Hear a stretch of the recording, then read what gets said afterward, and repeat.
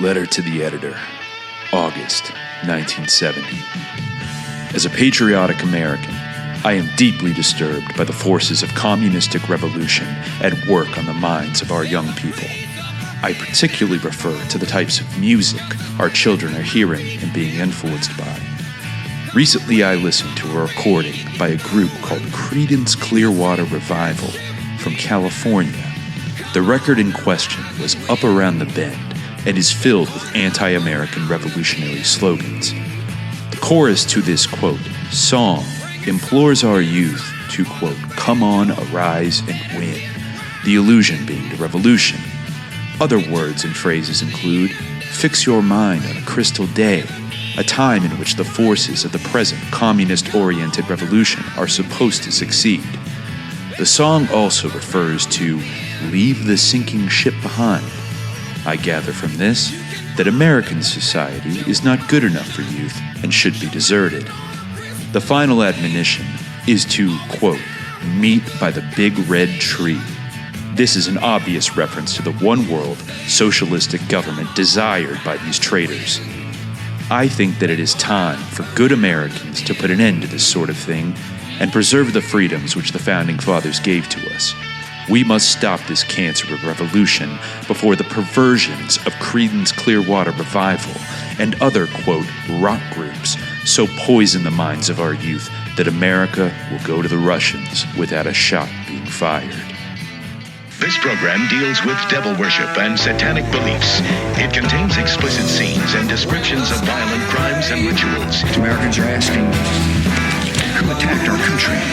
The plan is to launch a jihad against the United States. Can you tell us why? Everything pertaining to what's happening has never come to the surface.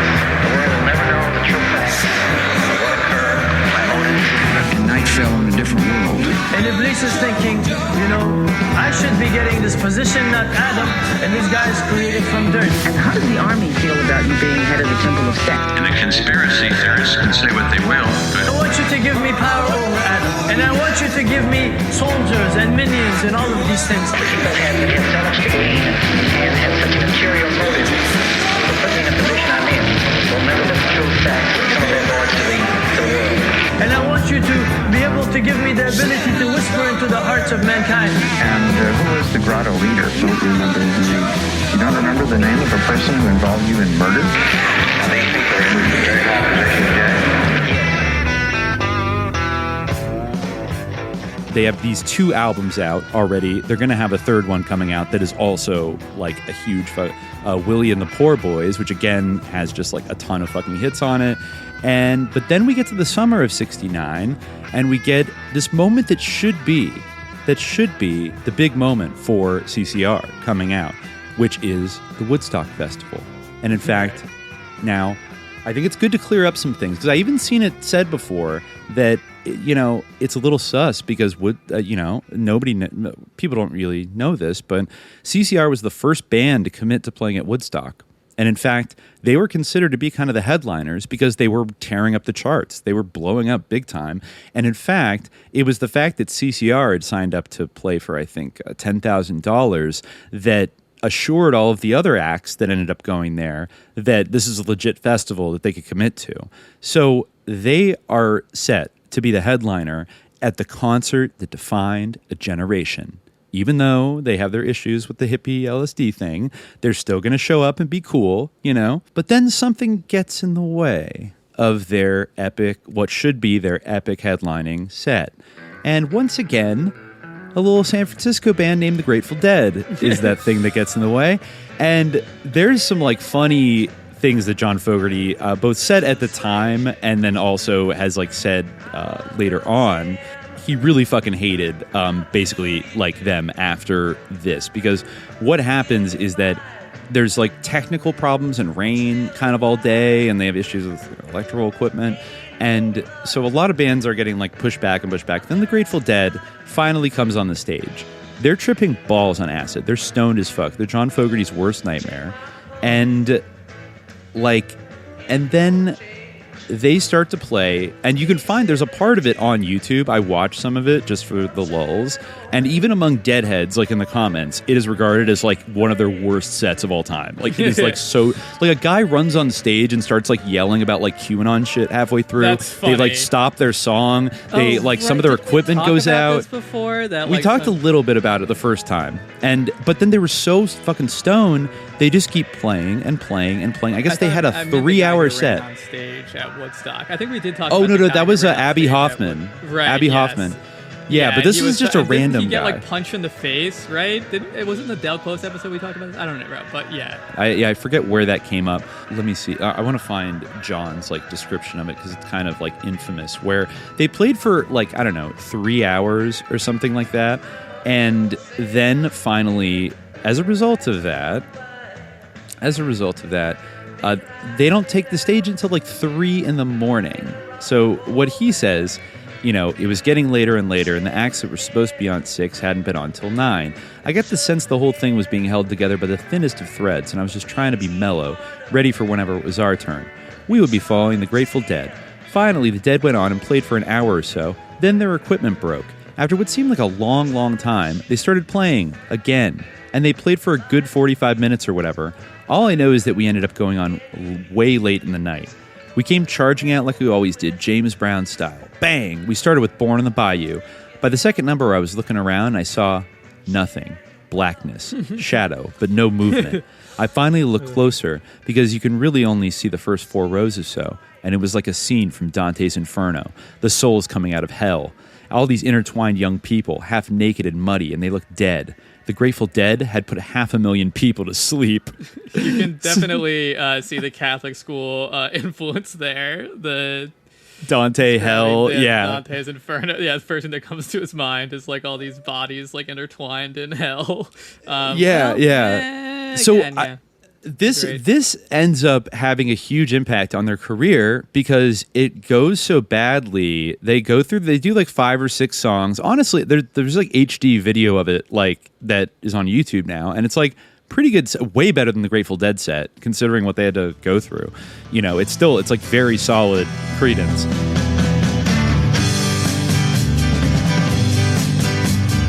Heard the singers playing.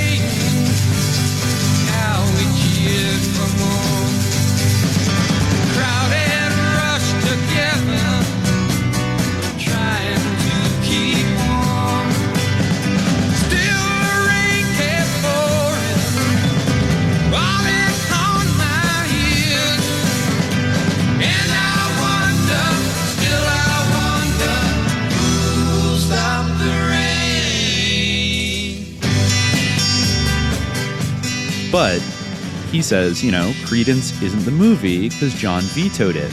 Besides the crowd being asleep, Doug's drum broke, so it didn't sound good after a couple songs. There were also issues with lighting, and I think even with the monitors. I didn't look at the movie as being a historical document the way I might now. I looked at it as a career opportunity. I think the promoters went broke immediately. Somewhere in the vague recesses of my mind, I'm not exactly sure that we ever got paid for playing Woodstock. So his mindset was, why should I show the world we're doing badly? I didn't think that was going to help us. So then, everybody else that played at Woodstock gets put into the Woodstock album and the Woodstock documentary concert movie that become huge smash hits and end up like defining the generation. So even bands like the Grateful Dead like sabotaged their fucking set and played the shittiest thing ever and were just like drugged out hippies, I think, as he referred to them at the time. They end up getting a lot of street cred from it. Other San Francisco acts like Santana get a big come up from it, and they warmed up the crowd for Janis Joplin, who then came on, and everybody woke up from their acid days at that point and started vibing again. But also like a little stubborn on John, and maybe short-sighted on John's part, to be the one person, I think even up until like the 80s and 90s was like, nobody can ever see this. No, I refuse. Like, get rid of it. And it's like, dude, like, so Stu and Doug have complained in recent years that like nobody knows we played Woodstock. And it's like really fucking annoying. And it would start a pattern of kind of, despite them just stomping the charts, like for a good like 2.5, 3 years, there was this kind of like cool reception from certain parts of like the cool rock media towards them. And they felt by the time they get to 1970, like they are not getting the respect that they deserve for literally being America's #1 rock band. which they were, in terms of sales. So, they come out of that really fucking, at least John, really not liking the fucking Grateful Dead. Then they come out with Willie and the Poor Boys, which has Fortunate Son on it. And just to note where that song came from, really, obviously, one of their most legendary tracks. And one of the most political songs of like the 60s by anybody. That was inspired by, John Fogerty was just like we do all the time, just perusing newspapers.com on the society pages, looking for, embarrassing things about silk toppers. And he happened upon the, the marriage section of the paper, and it was gushing about this wonderful wedding between David Eisenhower and Julie Nixon. That's Ike's grandson and Nixon's daughter. Were getting married, and they were going to have this big, lovely wedding and stuff. And John Fogerty got so pissed off that these fucking silk toppers were going to go have this amazing wedding, and their families are the ones that like started this whole damn war, and they're probably going to get rich off of it. And meanwhile, like poor, unlucky motherfuckers are going to have to go into this meat grinder and die for nothing. For these guys to get rich. So he went and wrote that song in a fit of rage in like 20 minutes, and then boom, there it is.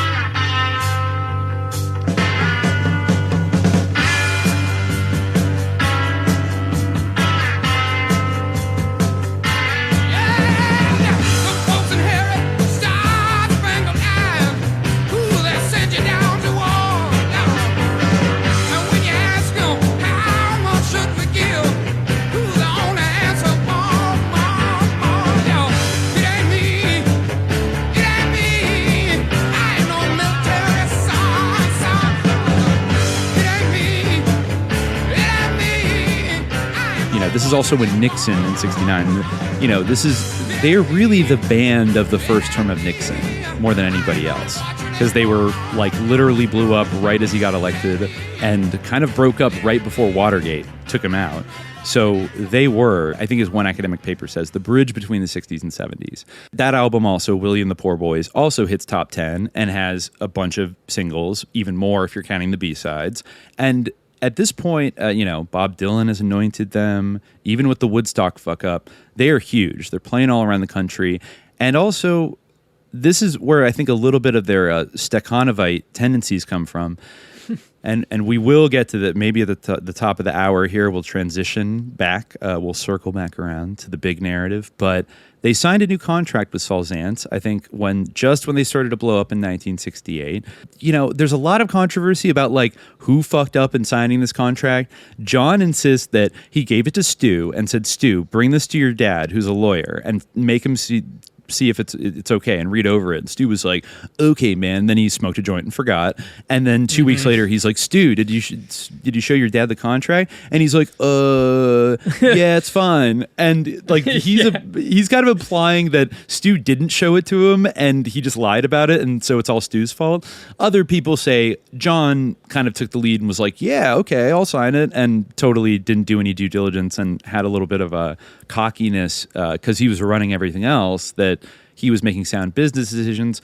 Either way, this ends up being one of the most legendarily shitty music contracts in like American history. In fact, it's taught in law schools as an example of an evil contract. That what it basically did is it stipulated that CCR owed Fantasy Records a certain number of master recordings every year.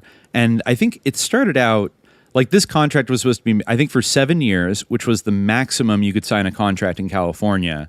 Because other than that, like anything longer than that's like indentured servitude or something. Mm-hmm. So it would expire in 1974, but they would owe Fantasy, I think it was something like maybe 10 masters a year for the first 2 or 3 years. And a master is a song that is like between, I don't know, 2 and 5 minutes long, and then any song over 5 or 5.5 minutes and up to like 11 minutes would count as 2 masters, which I think is why they have long jams on every album, is because you could knock off 2 of those requirements.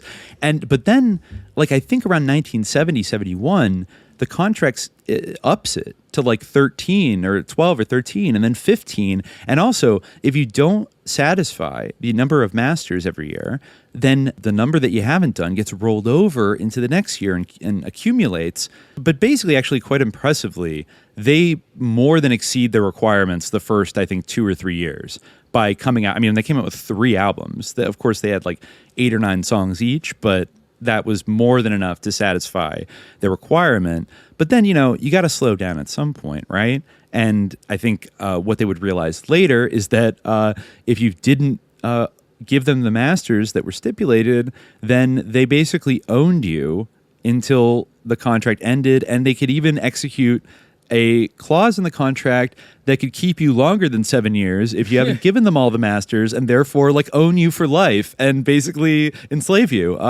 That's certainly how John Fogerty felt eventually. Yeah, he certainly felt that way. Yes. He would eventually end up owing like 35, 40 masters recordings. Like when they broke up, it was like, okay, all of you owe us 35 like master recordings each, or something like that. It's like, what the fuck? Like, and so that would end up being horrible. But at the time, they didn't think about it too much and thought, no, this seems chill, like we're going to make a bunch of money. And on paper, they were. Then 1970 comes around. This is like their banner year. This is the year when even the haters have to admit that there's something happening here with CCR. The people love it. Like we read in the beginning, hippies, rednecks, straights, squares, drug freaks, blacks, whites, Asians, everybody can vibe with Creedence Clearwater Revival because they're just putting out some like no frills rock and roll on a level that nobody is really matching at that time. Also interesting, I think it was either in 69 or 70. They achieved the quite honorable distinction of being the only American band to ever outsell the Beatles while they were together. Only ones to ever do it. And then, of course, in 1970, just as they go on tour to Europe, the Beatles break up. No, the worst day in rock and roll history. The Beatles, they break up. Yeah, the blackest day. Yeah, it was like the Queen dying, like when they went to Royal Albert Hall. Like everyone was in mourning. But that basically left them by default as the number 1 rock band in the entire world in 1970. From almost total obscurity in 1968 to in 2 years, they had rocketed to the absolute top of the game. They played the Royal Albert Hall like all the other greats have done. They even played actually a concert in East Berlin, which not a lot has been written about, but there's footage of them like hanging out at the Berlin Wall and like jokingly trying to climb over to the communist side. Another thing that happens at this time, by the way, is that they quietly start supporting. There was something by a group called the American Indian Movement that occupied Alcatraz. I believe, I forget if it started in 1969 or 70, but it went on for quite some time. These American Indian activists took it over, and Creedence vibed with that. They liked it. They didn't make a big publicity show out of it, but apparently they bought a boat for the activists so they could shuttle supplies like back and forth. And in their honor, the boat was named Creedence. Stu actually says that this is a little eerie and cryptic, but he says that he heard that eventually the boat got sunk by Navy SEALs. Yeah, which is... and by the way, this is peak Operation Chaos, COINTELPRO days that they're operating in. And it almost made me wonder, because they kind of say that as like, you know, hey, we did a good thing, but we weren't trying to like, you know, get a bunch of clout for it. We just like, we had a lot of money for the first time and we wanted to support dope causes that we, you know, not dope, that's a bad word for this, but, you know, noble causes that we believed in. So instead of like Stuart Brand and all these weirdos just being like, bring back the Indian wisdom, they're providing real material support to the American Indian movement. Okay. Or, you know, this is praxis. The Eagles who were like shaking hands with Hillary, or it was a Bill Clinton thing. What was that? Remember the anecdote? I think it was the Eagles, right? Oh yeah, when they gave him a Takamine guitar instead of like an American Gibson, and then made Don Felder give it to him. Yeah, it was horrible. Yeah, terrible. But you know, it does make me wonder, because we've already talked in the series so much, that because what's about to happen to CCR is pretty staggering, given what, you know, like everyone's like, okay, Dimitri, like you've talked about, you know, CCR for 3 hours, but like, isn't this about the Castle Bank? Well, yes, it is. But it just before we get into that, it does make it's quite interesting that, you know, they were doing something that I wonder. Well, because they did say that like the FBI was like all swirling around that whole Alcatraz thing and like was involved in, you know, negotiating the standoff and spying on them and all these other things. And given everything else we know that was happening in terms of like disrupting the left and, you know, really and I think rightfully it was acknowledged that the San Francisco Bay Area was the epicenter of like radical left-wing sort of action and politics and stuff. And even at this point, I mean, this is the era when like Jane Fonda is going to Hanoi and like posing on an anti-aircraft gun. Like people are getting kind of really like fed up with this fucking war kind of thing, right? Mm-hmm. And there's a lot of radical currents, and you know, I think they were always somewhat sympathetic. Since John wrote to them asking for help, I assume they were sympathetic to the Black Panthers too, who were I think J. Edgar Hoover said were the greatest national security threat at the time. So it does make me wonder, is it a total coincidence that then this band becomes the one band in American rock and roll at the top of their fame that gets targeted by this Contra network of people? Now, maybe we'll get into it and find out, right? Because, okay, so around this time, in 70, they do this amazing tour. They come out with 2 albums in 1970, no slouches. Probably what I think is regarded as their critical favorite, Cosmo's Factory.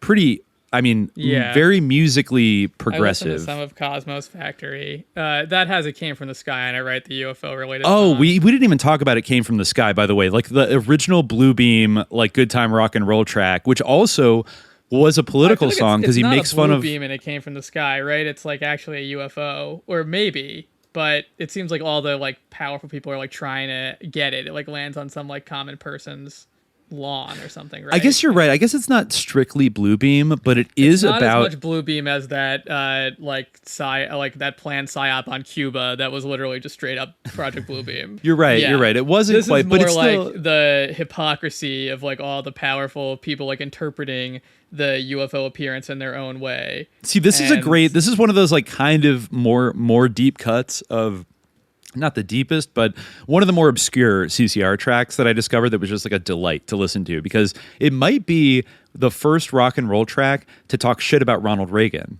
ever. I mean, many would do it later, but when I think he says like Governor Reagan like Ronnie is worried it's a communist plot. It was a communist plot. Yeah, exactly. Right.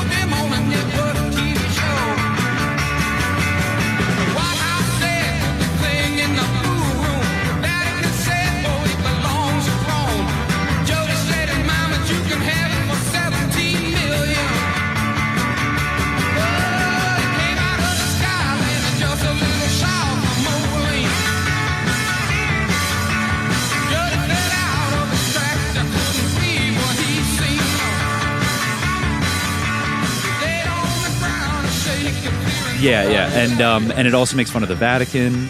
And it makes fun of, like, all these different powerful institutions kind of trying to take credit for this Again, UFO. You can see the Catholic upbringing there. The emphasis on the Catholics. And a little bit of, like, bitterness towards the Catholic Church. Yeah, and the Vatican. Yeah. Not misplaced, of course. And then there's also Effigy, which is a very haunting track on Willie and the Poor Boys that is about Nixon very explicitly, but is very vague and haunting. Is like, that was one of the tracks that really sucked me in when I was up in the Bay and doing my CCR, kind of just digging through some tracks I hadn't heard before, and I hadn't heard that one. And there's just like the refrain of like, who is burning Effigy, and it's just about like how he saw a fire like on the palace lawn, and then he sees the fire on the palace door, and like the silent majority not keeping quiet anymore, and then just like, who was burning Effigy, and just like I guess like the song is so haunting. The Poor Boys that had It Came from the Sky too, right? I misremember. Oh yeah, that was Willie and the Poor Boys. Factory. I don't know what Cosmos Factory had. Cosmos Factory has a lot of their extended jams, and that might be reflected in the fact that they Run Through the Jungle, which Tom Fogerty says that is the track he's most proud of. And okay, talk about that for a second before we get to Castle, because this is just a synchronicity. It's not historical. Because John Fogerty has explained what the song is about. Most people hear that song and they think about the Vietnam War. Like it's about a jungle after all. I think I used it in the Recluse episode where we talked about Michael Aquino, because when I was listening to it at the time I was doing that episode, it really struck me when I tuned in on the lyrics that, like, oh my God, wait, this song is about like Operation Wandering Soul. And of course, this is maybe the credit of a great songwriter, is you could draw a lot of different interpretations from this song. Yeah. I think your first impression was like elemental. Yeah. I mean, definitely any mention of jungle, like in the context, I do think of Vietnam, but it is interesting. Yeah. That he would like sort of project. I think there is an interesting wrinkle to it. Like the idea of like the jungle being the United States, which was his interpretation, that it was about like gun violence in America, right? It was, which is very not what you would expect. Like he has a much more liberal take on it than or motivation for writing the song than you would. He just thought things were getting crazy and everybody had guns in America, and it was kind of spiraling into my immediate chaos, thought would be like that this is about like the horrible experience of like being an American soldier in Vietnam. Like that was that was my first level, but then I thought about, what is he saying in the song? He has lines like, 200 million guns are loaded. Satan cries, take aim. Better run through the jungle. Don't look back to see.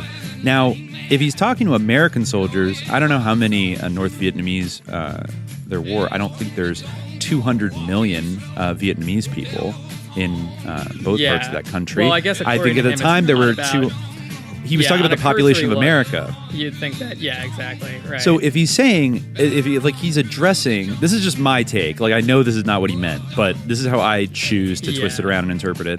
Is he's saying, 200 billion guns are loaded. Satan cries, take aim. Better run through the jungle and don't look back. So he's warning somebody that 200 million guns and Satan, i.e. the guy who was, and this song came out I think near the end of 1970, literally while Michael Aquino was flying around Vietnam, blasting ghost tunes and shit to psyop Vietnamese soldiers. And he's literally warning somebody that the devil's on the loose. And he's got 200 million guns, and don't look back. Don't get mad when you hear the voice of your grandfather being like, throw down your weapons, the fight is futile, I'm in hell. Don't look back and listen because it sounds like a spirit, you're gonna get blown away. Or don't get mad, just run. And he's almost like he's warning the North Vietnamese to watch out for Michael Aquino. I know that's not what he meant, but it's again the power of Fogerty to tap into this mythical bayou headspace and come out with stuff that sounds, I think he is leaning a lot on gospel music traditions and maybe his religious upbringing in terms of using these biblical apocalyptic analogies. The other one that stands out the most, which is very prophetic and odd, is the second verse of Fortunate Son. Some folks are born silver spoon in hand, Lord, don't they help themselves? But when the tax man comes to the door, Lord, the house looks like a rummage sale. Right? Doesn't that sound exactly like maybe Burton Kanter or the Pritzker family or people like that. And the fact that he wrote that before he knew before he was ever introduced to the world of Burt Kanter, he wrote that as a general kind of just a general dig at the wealthy, like not paying taxes. And how ironic that then he would be sucked into that very thing. Now, I think even also some people maybe have cast aspersions, but just like the Woodstock thing being like, oh, CCR was in Castle Bank, that means they're sus. And I think as we're about to see, it's much more complicated than that, because it's one thing to be like, there were depositors in Castle Bank that definitely knew what the fuck it was, and that's why they were there, and et cetera, et cetera. Creedence was almost like the odd men out a little bit, but we'll start there now, because in 1970, they are poised to become truly the American Beatles, you know? Like, this is it, right? We don't need no British invasion anymore. Mm-hmm. It's wonderful. These good guys, like that they keep getting described as kind of the most down-home, like, chill dudes. They're all married at this point. Both the Fogertys have kids, and they're kind of on top of the world. They also bought a warehouse in Berkeley that they called the Factory, which became their rehearsal and recording space. And it's interesting, like, how it differs from all the other bands, because they treated it almost like half joking but half seriously, like a kind of like a lunch pail, like blue collar job.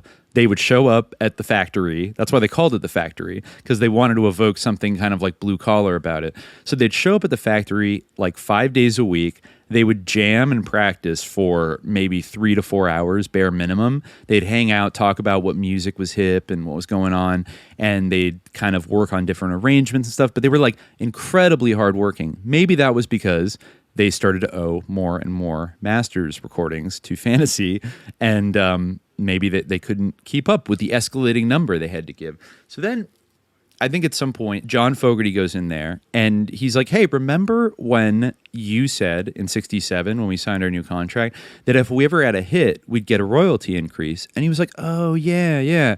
Like, okay, well, we're now the biggest band in America and in the world. Like, we want a royalty increase. And he was like, well, first he says, I got a better idea. Do you want to buy, like, what if I give you 10% of Fantasy Records and you get to, like, own it? Like, and stuff like that. Then you'll make so much money and blah, blah, blah. Because keep in mind, all of Fantasy Records' money at this point is Creedence money. Like, nobody else, they don't have any other rock bands. They have nobody else. Like, they're a jazz label. They just happen to have the biggest band in America on their roster, and which is bringing in, I believe they made in 3 years $120 million, which I looked up would be about $700 million today in 3 years. Like, a staggering amount of money. Now, first, Saul says, what if you buy 10% of the company? Wouldn't that be great? John brings it back to the other guys, and I think they all kind of agree. I think there's even an argument over, like, whether, you know, John impetuously rejected it, and therefore it's his fault. But whatever it is, they decide, no, we don't want that. We want a royalty increase. Then he comes back and says, okay, wait. I got something even better. How about an offshore tax plan? So the way John puts it, in his meeting, in 1969, he offered 10% of Fantasy Records. I don't know. John Fogerty says that was all bullshit and, like, it wasn't a real offer. Blah, blah, blah. So, but at some point, Saul started talking about offshore tax planning, first via this individual, Harry Margolis, but then it changed to Chicago and this guy, Burt Kanter, and how this would be his way of giving us a bigger piece of the pie. At the time, Creedence wasn't even incorporated, and we were getting taxed at 90%. So we were sold this idea that our royalties would be paid to an offshore entity, so that instead of paying 90% of every dollar we earned to taxes, we'd pay something less than 10%. Our accountant and lawyer advised us to do it. We were told that this was all quite legal, that it had to do with foreign treaties, and that this was what the big, rich, old money people like the Rockefellers and the Kennedys did. We were also, this is wild, we were also told that Burt Kanter was a former IRS agent and had the inside scoop. Well, he had IRS agents on his payroll. It's a little different. It was only years later when we were preparing for trial that I found out this was a lie. After much deliberation among all four members, Creedence entered into Fantasy's tax plan, which was tied to this outfit in the Bahamas, Castle Bank. I'll tell more of this story in a bit, but needless to say, it was a disastrous move.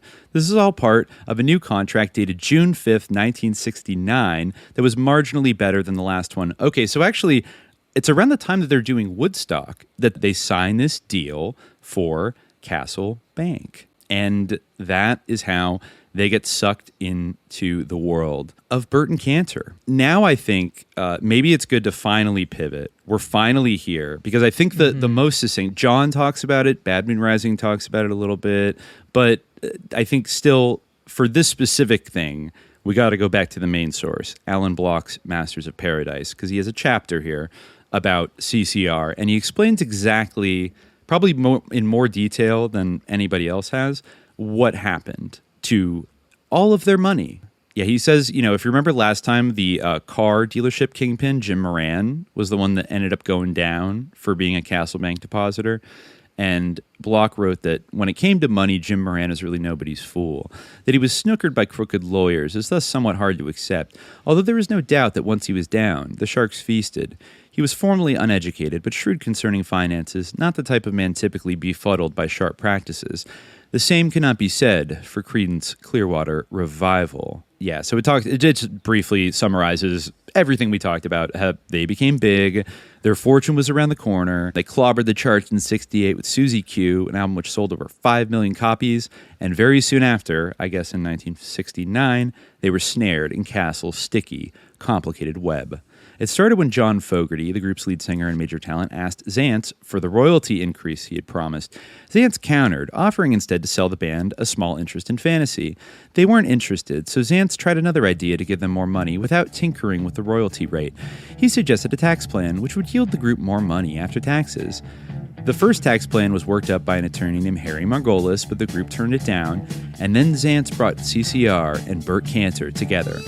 The Kanter plan was complicated, having both domestic and foreign components. The domestic segment shifted the bulk of CCR's income into and through new corporate entities such as Gort Functions, Son of Gort, and 40 domestic trusts. By the way, I did look that up. We didn't know last time what that meant. That's from The Day the Earth Stood Still. So, yeah, right, yes. The Day the Earth Stood Still, which I guess every boomer of a certain age loves that movie. And it's like the original Blue Beam, so I guess... Yeah, Gort is the robot, I think, that the alien sends out to attack people for having nuclear weapons. So the trusts were created in order to place as much of CCR's income as possible into the hands of lower tax bracket family members. When the various ships were almost completed, the CCR members, along with their manager, Bruce Young, and accountant, Edward J. Arnold, owned 30% of Gort Functions, while the 40 trusts held the rest. A little more maneuvering and the final domestic part was complete. The band members and the trusts, in partnership, owned a Delaware corporation, which handled CCR's concert promotion, and sub-licensed CCR product distribution rights and royalty collections from the band's first 2 albums. The foreign portion of Kanter's plan relied on 4 overseas trusts that owned an offshore licensing entity, a Bahamian company first called King David Distributors, then more aptly Shalom Limited, and finally Shire, created to defer U.S. taxation and thus substantially reduce any foreign taxes on income generated by the worldwide sales of CCR records and related products.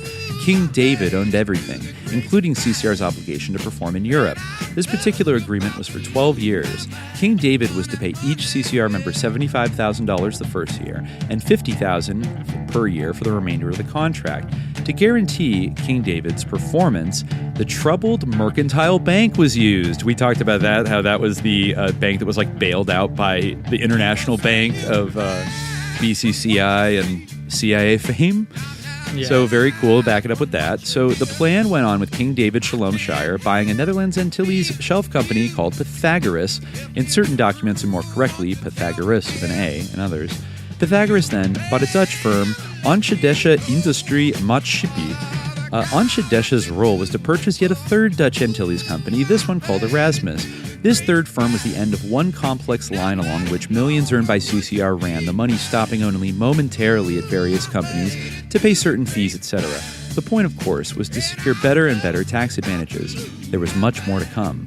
A more or less parallel structure of companies was set up for that part of John Fogerty's income as a composer, songwriter, and arranger, separate and distinct from his CCR work. Mercantile also guaranteed this arrangement. By 1970, most of the band's money was resting in Castle trusts, helpfully established by the evanescent George Bebos himself. Creedence Clearwater was joined in offshore bliss by Zaentz. Working with the Kanter firm, Zaentz and Kanter formed a Bahamian trust structure for Fantasy Records, which had at its pinnacle a Bahamian company called Argosy Venture. Fantasy's payments to CCR were replaced by Argosy Venture paying Shire Limited. Everything that could go offshore did. The depositing of CCR money into Castle Bank began in early 1970. Remember, that is literally their peak, operating at the highest level in the game, number one in the world, and continued for 7 years, much to the displeasure of John Fogerty. After just a few months, the parties began to quarrel. Probably the first contentious issue was Kanter's bill sent to CCR's accountant Ed Arnold. The total fee was $300,000. This covered, quote, out-of-pocket costs, foreign attorney's costs, acquisition and corporation costs, initial trustee setup fee costs, and similar items to date. In and among these and other billings, yet outside the total, was a category Kanter labeled additional billings, which were, compensations payable to the Hallowell firm and to Joel Mallon, the gangster lawyer. Oh, wow. Okay, very cool. A few years later, Arnold would characterize Kanter's charges as wrong and excessive. They were, he felt, part of a strategy of cheap stunts. In the first week of September 1970, CCR's attorney notified Jim Gooding at Castle to cease making unauthorized withdrawals from the group's accounts. Barry Engel, an attorney, angrily questioned certain payments taken from the trust, including $100,000 that went to something called Equity Financial and Management. It wasn't long before everything about CCR went sour, not the least of which was how their money was being managed by Castle. CCR itself fell apart in the early 1970s after selling approximately $120 million worth of records in 3 years. The split was a result of John Fogerty's desire to go solo and the internal tensions that produced. And also, technically speaking, what happens, these band tensions start to increase. Coincidentally, at the same time, they realize all their money is being fucked with in a very shady way. That is almost like the cherry. It's like the straw that breaks the camel's back, this Castle shit.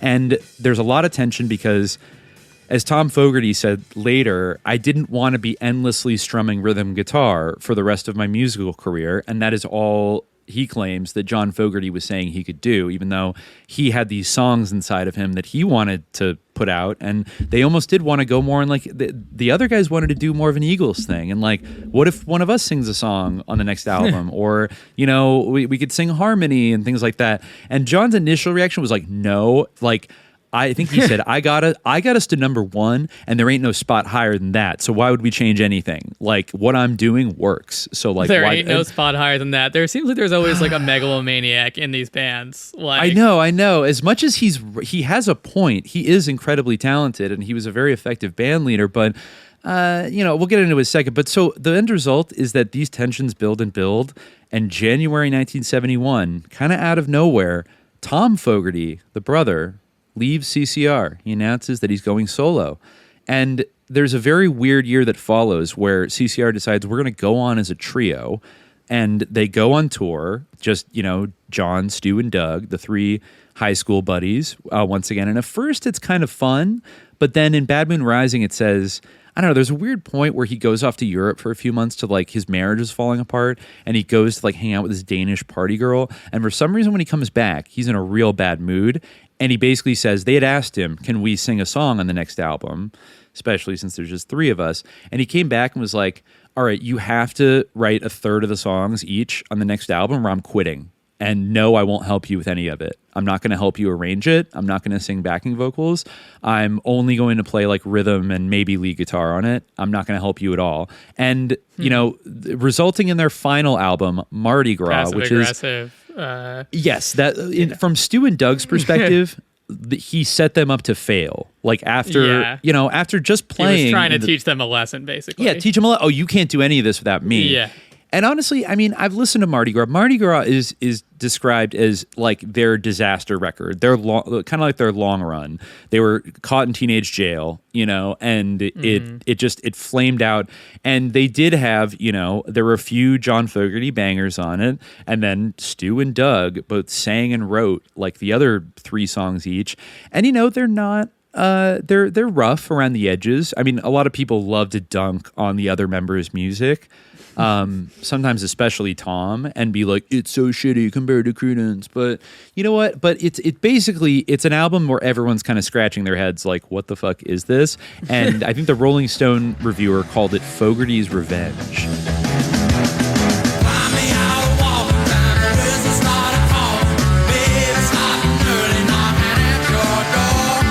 Takes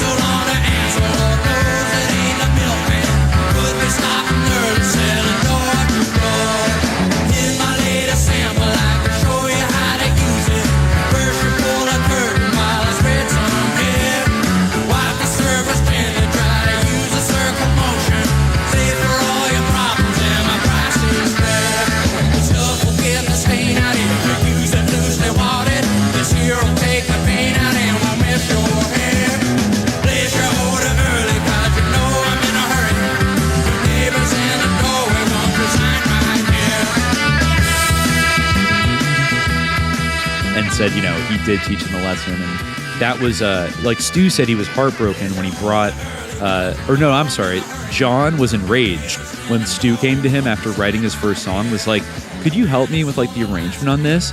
And John was just like absolutely livid and was like, that's so insulting. Like, fuck you. Like, you demanded to like have your own songs and now you want me to come in and save you. And it's kind of like, dude, you're like a once in a generation, like fucking freakish talent. Like, can't you just help your bros out? And like, you're all on the same team together. But I think this castle thing was like a poison pill that got dropped into the peaceful green river of CCR, and like ended up kind of poisoning everything. So right after that second album, that last album, Mardi Gras, came out, John Fogerty announced he's quitting. And so I think that was early 73. And so thus, just 5-ish years after CCR took their name and stormed the charts, they were done. And it's partly why they get kind of memory hold in this weird way, because they weren't around for like a whole decade, even though they produced more than a decade's worth of music. They were so hyper prolific. I think that's why they're always on the radio and everyone still knows them. But, everyone split their separate ways. And John wanted to get out of the castle scheme. He wanted out as early as 1972, but was advised on numerous occasions that leaving would be foolish and financially harmful. John Fogerty became particularly angry with Saul Zaentz because he held him responsible for bringing the group into the Kanter scheme. He was also incensed as Argosy Venture continued to pay large sums of money to Castle Bank despite his heated protests. So they're literally just still funneling like all the CCR profits that are coming in into Castle Bank, and he's like, stop it. And they're like, no. Like, we're just stealing all of your money. You can't do anything about it. So around the mid-1970s, John's earliest suspicions about Castle and those associated with it were accelerated by the national publicity over Castle and Project Haven. Just to be clear, because I feel like we didn't bring up Haven in the last chapter, that was the DOJ sort of counterpart investigation to Operation Tradewinds in the IRS. So Project Haven was actually the culmination of trying to get Castle, but it ended up just getting Roger Basks, the Kanter partner, who kept his mouth shut and didn't say anything, and Moran, the car dealer guy, and a bunch of like McDonald's franchise owners who were not big boys in this whole scheme. So Kanter, they threw one of the lawyers to the wolves, and then Kanter gets away with it. And meanwhile, Fogerty's worst fears seemed to be confirmed by the national press, and he determined to get his money out of what he rightly perceived as a Bahamian abyss. But it was too late. Millions had either vanished. All right, nice. He's stuck in it's worse than a bayou. Yeah. Yeah, but it was too late. This is around 1977. Millions had either vanished or were in preparation for imminent departure. All Castle's assets, the rock group was informed by telegram on February 14th, Valentine's Day, 1977, were frozen. The following day, a letter of explanation from Jim Gooding arrived stating that Castle's board of directors had stopped withdrawals because of Paul Hellowell's untimely death. So just to be clear, Paul Hellowell died. I think he allegedly had a heart attack in a sauna, I think at the very end of 1976. And then sort of funnily, block notes, Hellowell's demise, however, had actually occurred 7 weeks earlier. So Gooding's letter was a stall. Castle's leadership had no intention of allowing Fogerty and others to receive what it had rested in Castle. And John Fogerty actually had a very interesting comment about that when he was told that Paul Hellowell had died in a sauna. His memory ran through thinking about mobsters that in gangster movies, how a guy would be they'd put a broomstick in the sauna and turn it up to 110. Yeah, he says here, after they call it actually the St. Valentine's Day Massacre Telegram in 1977, which is about 2 months after Hellowell dies in the sauna. John says, I'd seen enough old movies in which the mob traps some guy in the steam room by sticking a broom through the door handles, turns up the heat to 4,000, and he's cooked like a lobster. I started looking under my cars for wires, something that looked like it might blow up if I started the car. I was scared. I checked under every car for months. Here I was, the whistleblower on a shady bank, and all of a sudden, I'm locked in the sauna with my money on the other side. No. Oh, wow. My God. So, that he also mentions an interesting connection again, that he went looking for his BMI songwriter profits, because he sent his lawyer literally to the Bahamas, and they found the Castle Bank offices like completely cleared out with like a chain on the door and like empty.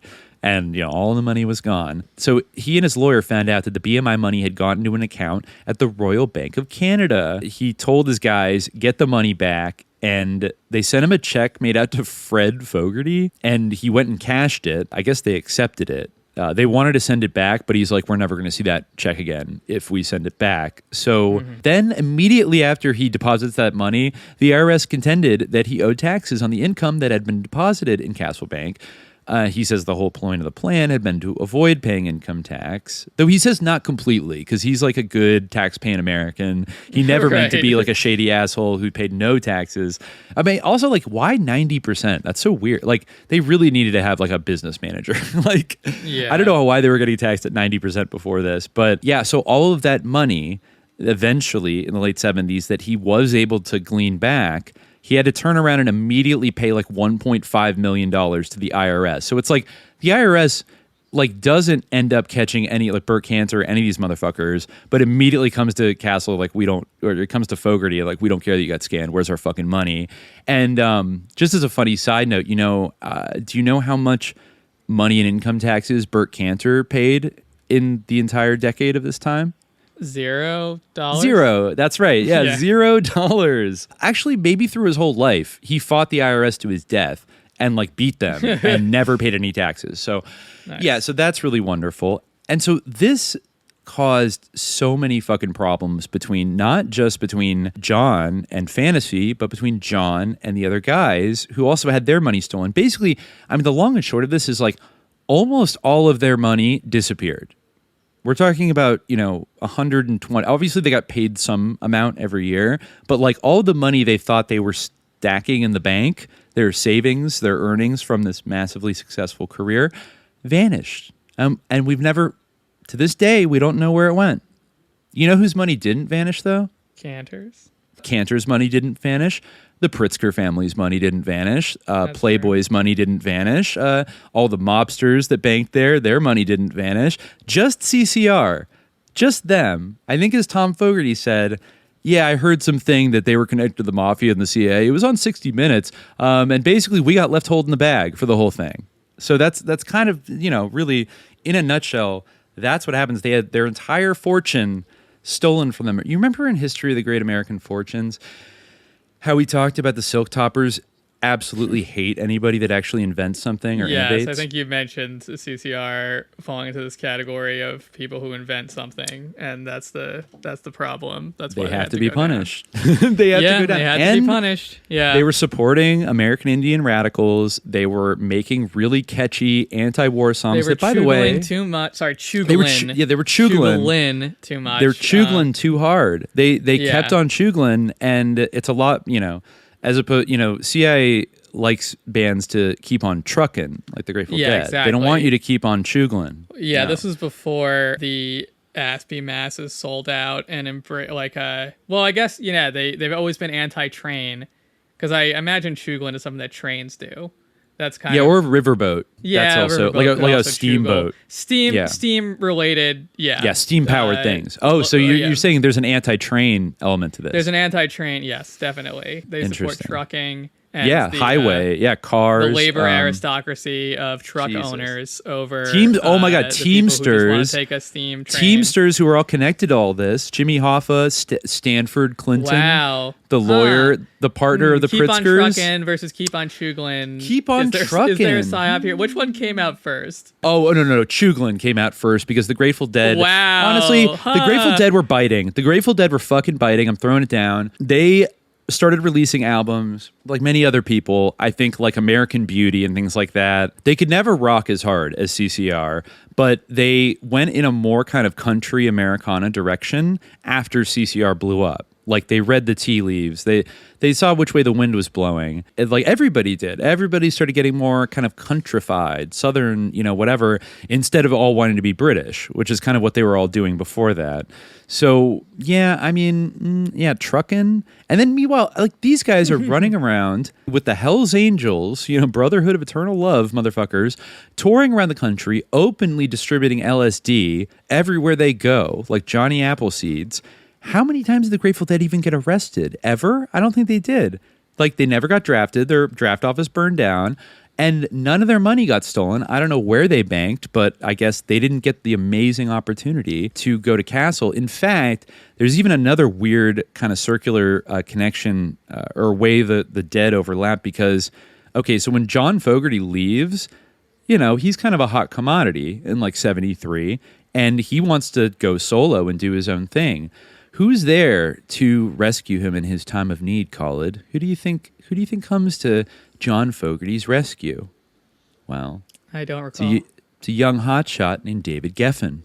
Oh, right. David Geffen signs John Fogerty, and of course he's attached to Warner Brothers, or rather Warner Communications, which just several years prior had actually, you know, the real Warner Brothers. You know, we've gone over the extensive mob financing and Meyer Lansky connections, you know, Big Lou Chesler, et cetera, that Warner Brothers had going back to the 30s and 40s. But in the late 60s, you know, I think Warner Communications, they had sort of the morphing with Seven Arts that Lou Chesler and all these other shady guys that were involved in Castle and resorts were involved in. And then Abner Longies Willman, his National Kinney Parking Company, bought Warner Communications, I think in 68 or 69, and then they spun off their parking company in the early 70s and just became an entertainment company. So it was like basically and this is widely known to be a kind of a front company of the Lansky Syndicate. And Zwillman was a Lansky associate who kind of mysteriously hanged himself, I think, at some point. I forget exactly when he died, but he has suspicious suicide. But basically, so you have the DNA of this Lansky company, Warner Communications, and then Asylum ends up getting set up with young David Geffen, and he signs really like kind of right at the tail end of CCR's run. He gets this new band called the Eagles, and then they become kind of the definitive band of the 70s, where, you know, CCR, you could have seen CCR absolutely being the dominant band of the whole 70s. Like, there's no reason they couldn't have been. But then, you know, John is flailing. He's getting all his money stolen by Castle Bank. Who comes to the rescue? David Geffen. And so he goes and he records 3 albums after he breaks up. The first one is an odd one, but actually it's a cult classic, and I stand by it. It's pretty. It's the Blue Ridge Rangers, and this is a country western album of covers where he plays all of the instruments by himself, like drums, bass, like a fiddle, guitar, like everything. Please hit me, I'm falling in love with you. Close the door to temptation. Don't let me hold you, or I shouldn't want you. But darling, I do. Please let me, I'm falling in love with you. Please let me, I'm falling, and that would be sin. Close the door to temptation. Don't let me hope in. Turn away from me, darling. I'm begging you to. Please let me, I'm falling in love with you.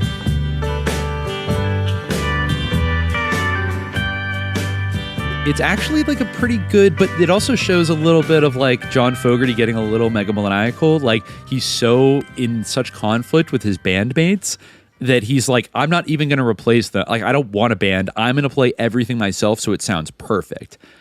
And so that was what he would do for the next like 15 years. And so Blue Ridge Rangers, then he has his self-titled album, which has a few bangers on it, but it didn't really have a bunch of hits. And then there was the infamous Lost album, which nowadays you can find on YouTube because he tried to destroy it all, called Hoodoo, which is not a bad record. It only exists in like lo-fi, like demo tape form. So it's almost like a John Fogerty, like Ariel Pink or like R. Stevie Moore record. It's interesting for that. Close your eyes now.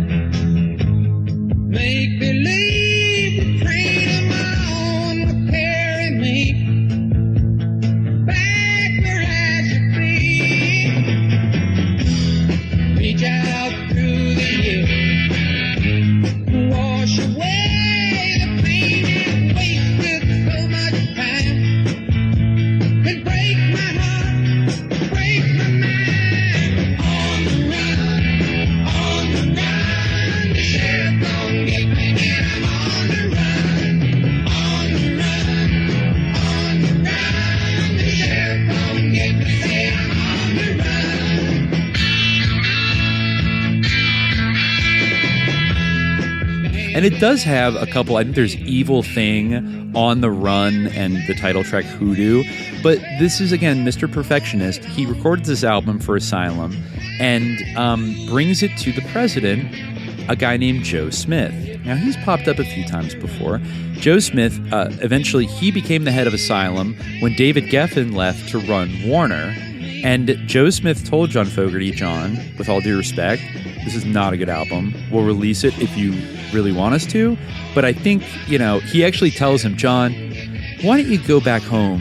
And you seem really stressed. Like, why don't you go get that monkey off your back or whatever's bothering you? Why don't you get that sorted out? And then you'll come back and we can make more records. And he kind of interpreted this to mean you need to face up to Burt Kanter and Saul Zaentz and get your money back. And so that's when he sent his lawyer to Castle in the Bahamas to get his money, and they found out it's all gone. And then he spun into a decade of depression and seclusion where he scrapped Hoodoo and didn't do anything for the next 10 years except participate in lawsuits.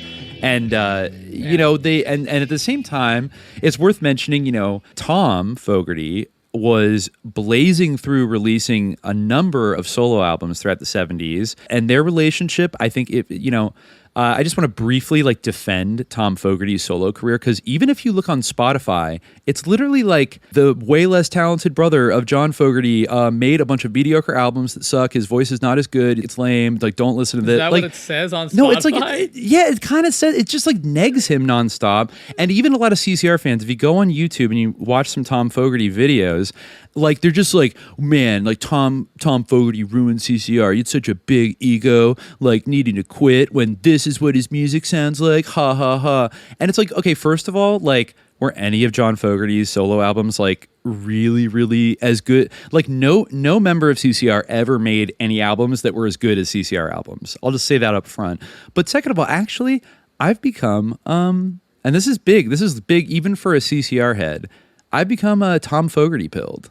Tom Fogerty released some interesting fucking chill albums in the 70s, including, and this gets it a little wrinkly, his second album, Excalibur, from 1972, which has some really haunting, interesting tracks on it. The lead guitarist who played on that entire album was none other than Jerry Garcia.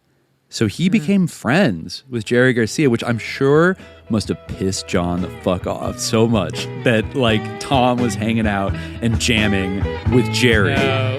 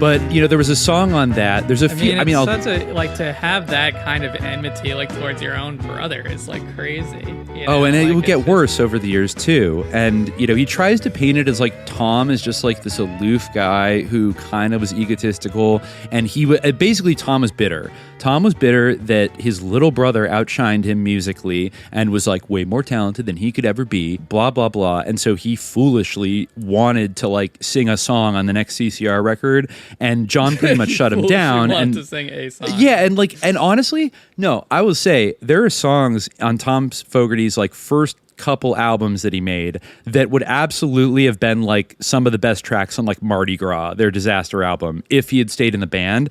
And honestly, it makes me kind of wistfully long for if they had stayed together and John Fogerty could chill out a little bit, not get so triggered by Castle Bank, that if they had let them be more of like an Eagles type group, the other guys aren't bad singers. It's just none of them are like they are inevitably compared to John Fogerty, who has a uniquely captivating singing voice. But like Tom Fogerty has a much more have you ever seen The Rain, which is like a very like, I don't know, the lyrics, like, I mean, it's interesting to me that he that's like, a dig at his so band, but that's his breakup letter. That's his breakup letter to the band. Yeah, well, because I guess they were also rich and famous, but like, have you ever coming down on a sunny day, like, you know, that was a dig at them. They're ungrateful. Sunny, but yeah, and also Castle, like for all of them. I didn't think of it as like raining on your parade. I thought of it as like we're all miserable, even though we're rich and famous. No, it's true. In a way, they weren't quite trapped in the Hotel California, but they were trapped in the castle. They were trapped in the Vampire Castle Bank for sure. But honestly, like, there's not really much there. Like, you know, the central metaphor is kind of like, it kind of gets like a little bit of mixed metaphor because like the sun is cold and the rain is hard. Like, okay, so then like the contrast isn't really there anymore. Like now we're dealing with this whole thing about cold sun. It's getting a little bit muddy here. But like it's like you can feel the pathos in his voice, like that really a lot of like he has that same thing where like, you know, Muddy Waters is similar, where like with the song is very simple, like there's so much going on through the performance and the subtleties, and yeah, he's a very good performer. Yeah, he is. I mean, he workshopped that for years, and so you know, if you go listen, that same and kind of character building that happens like in Hoochie Coochie Man, you can see on Born in the Bayou for sure. I think.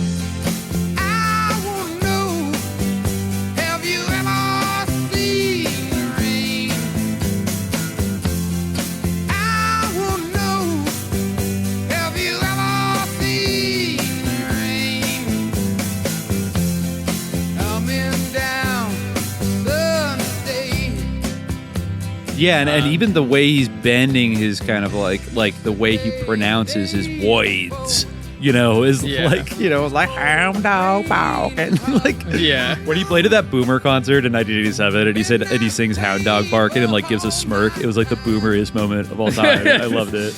But honestly, no, I will stick up briefly for Tom's career, even though he had suslord Jerry Garcia playing with him, that there are some great albums. And it really, I think if you want to get into, like, you could read these whole books. You could read John Fogerty's memoir and Bad Moon Rising, which takes a little more of the side of Stu, Doug, and Tom and their families. Really, if you listen to the obscure solo records of both Tom and John, neither of whom really had huge hits on their solo efforts, and John literally like junked his solo album and never released it. You can see the artistic conflict like playing out between the brothers, and I think it's like almost like it. I don't know. It's like I think you could more deeply appreciate the CCR lore by sitting back, listening to Tom Fogerty. He has a very smooth, sensitive voice, but actually, honestly, I had this thought that Tom Fogerty would have made a really excellent replacement for either Glenn Frey and the Eagles or for Bobby Weir and the Grateful Dead. Probably especially Bobby Weir, because honestly, I didn't know at first that Jerry Garcia was the guitar player on Excalibur. You know why? Because there wasn't 8 minutes of unstructured noodling that sounded like shit. It was like they actually went in with tight songs that Tom wrote. Again, all his like Grateful Dead could never write a tune themselves in their entire career. They had to have like CIA guys literally there like writing it for them, like John Perry Barlow and Bob Hunter. But Tom, say what you will about him, the guy pumped out like 7 albums of original material, and Excalibur, I sent you the one song last night. In a kind of Eagles tradition, we have to mention it. I think if you're going to hear one thing, it has to be Sign of the Devil. This is the first song that really struck me by him, and it didn't take long for me to realize, oh, this song's about John.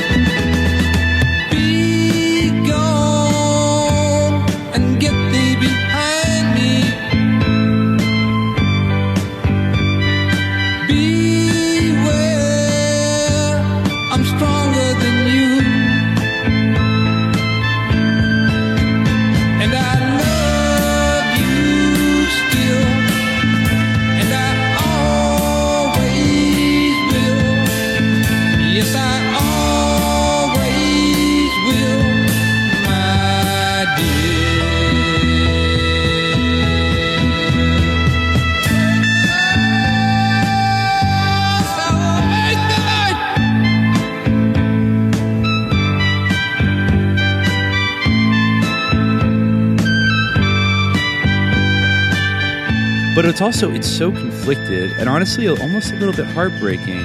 The amount of anger, but the chorus of being, he literally starts out like, you are the sign of the devil, you know, you're a sign of the times, but then the chorus is like, but I love you still, and you're like, oh, like he still loves his little brother, man. Like, even though he thinks he's the devil. And I sent you last night, I caught, because we did a whole backmasking thing with the Eagles in Hotel California. There's a very obvious, like, reversed shout at the end of Sign of the Devil that comes in. And I'm like, oh my, he's putting in some reverse shit. So I plugged it into the old reverse tape deck last night. Yeah, I heard it. I definitely very clearly heard it. You're the devil, I say. It's not ambiguous like Hotel California. It's not like snipe their heads. It's like, you're the devil. Like, yeah.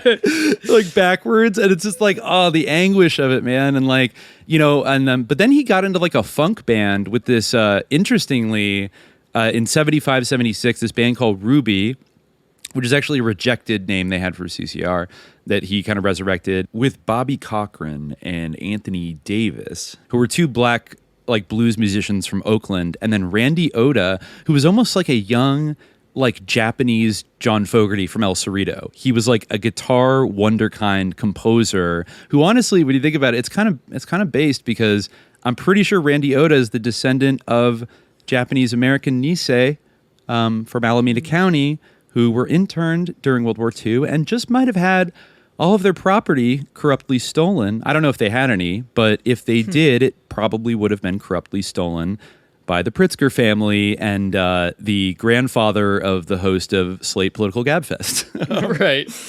David Bazelon. So, you know, so even that is, I felt that's a kind of beautiful thing. And Tom was always very open about his kind of in the influence of R&B and the blues, and how they just always, all of them always felt black music was like more interesting than white music. And so to actually have a kind of multiracial Bay Area sort of funk like band like Ruby, who were very obscure. However, they had one weird distinct hit where their instrumental single Bart, like Bay Area Rapid Transit, was used as like interlude music on the BBC throughout the 70s and the 80s. So for some reason, they got like all this royalty money from Britain, and like all British people like know like one Ruby song. It's like this very chill 70s, like acid jazz kind of like, it's just like a happy, like vibing, like instrumental track. So, I mean, he had little moments, but of course, Tom never probably topped more than like 70 on the charts. And the other thing with that was that Fantasy, according to Jeff Fogerty, Fantasy was a really shitty record company that never promoted any of Tom's records. So he never really got a proper push or promotion. The other thing is, he, like John and everybody else, owed like 35 masters to Fantasy when they left the band. So Tom is the only member who actually like fulfilled his requirement and got released from the contract in like 3 years. Like he just pumped out Myopia is another great album that he did. Some consider it his best, and Zephyr National, which has the weird distinction of Stu and Doug playing the rhythm section on the whole album, and even John Fogerty coming and playing lead guitar on a few tracks. So it's actually the closest thing to a Creedence record, except it's like written by Tom Fogerty. Have you heard of a joyful resurrection? A way to bring your mind back from the dead.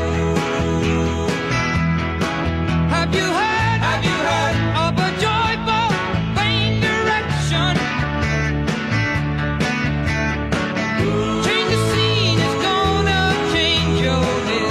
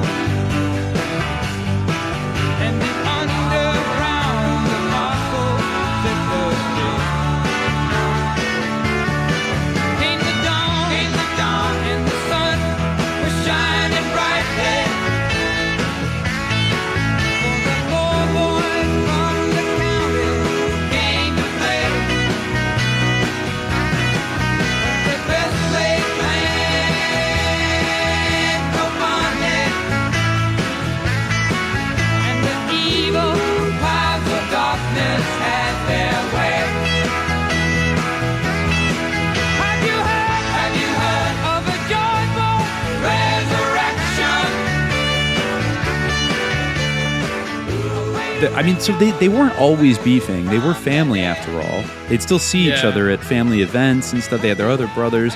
But this castle thing went on and on and on. Eventually, John Fogerty sued Burton Kanter in the late 70s. The CCR guys, the other guys asked to join his lawsuit, but then they were also suing him for another reason, which John is still mad about to this day, like these ungrateful fucks, like, you know, blah, blah, blah. I think eventually Kanter settled with them for like $1.5 million, which basically means that whatever the tax bill was that the IRS charged John Fogerty, Burton Kanter basically covered that and then was off scot-free.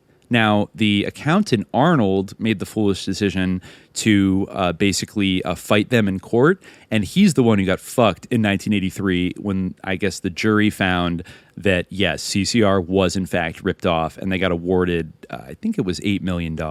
So they did get some of their money back. However, tragically, John Fogerty, I think in 1980, signed away his songwriting royalties in exchange for getting out of Zaentz's contract, because he still owed like 50 songs to him.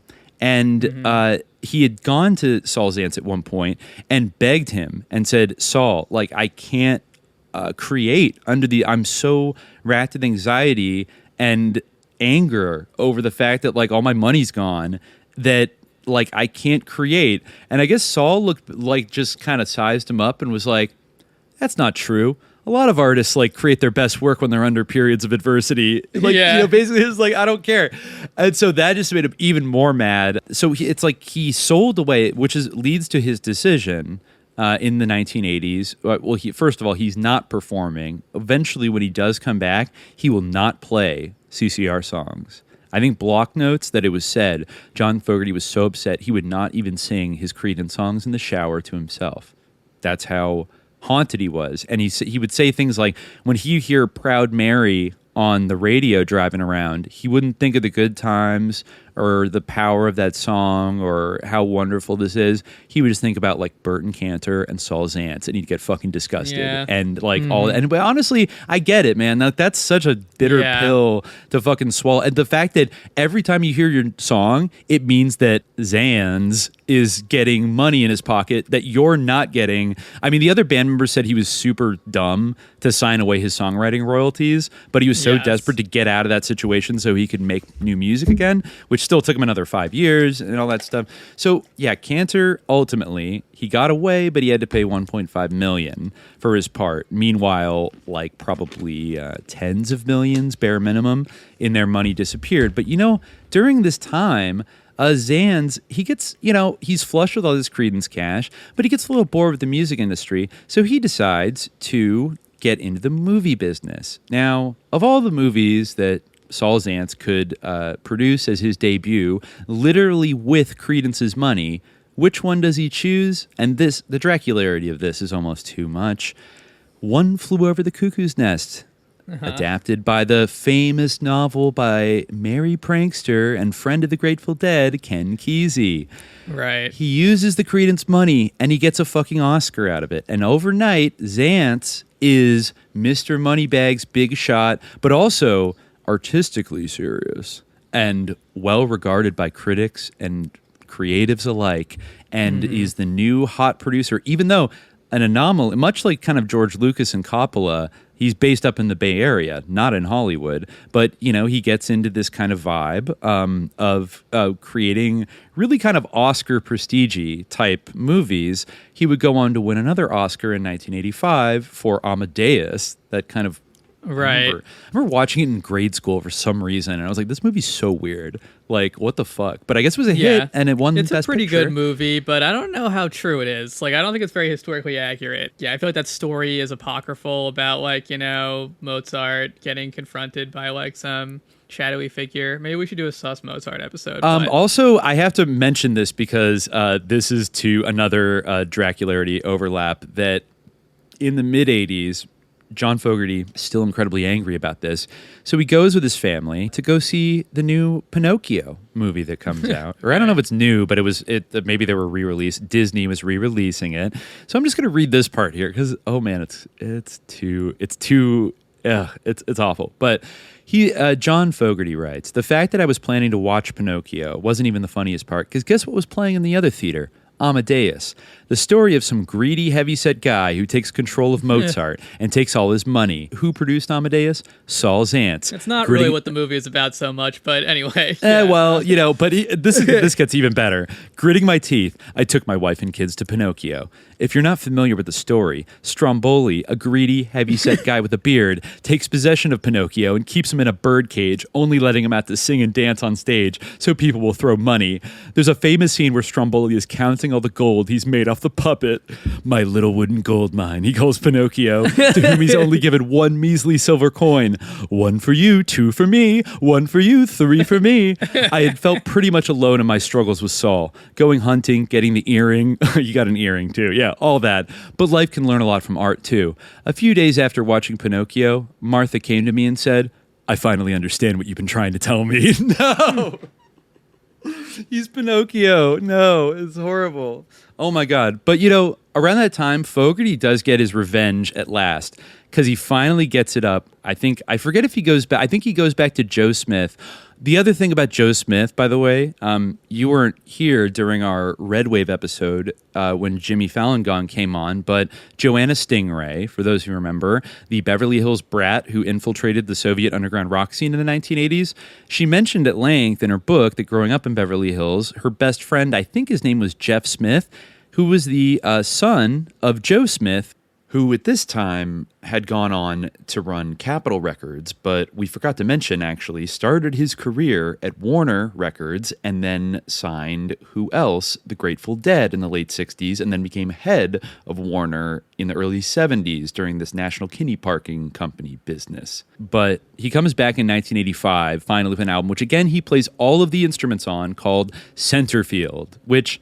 I'm not going to defend Centerfield, the song. I'm just not going to do it. It's the one John Fogerty song that, it's probably his most successful song because it's been played at every single baseball game, since the 80s. If anybody, go? Put me in, coach. It's really lame. It's just I do not.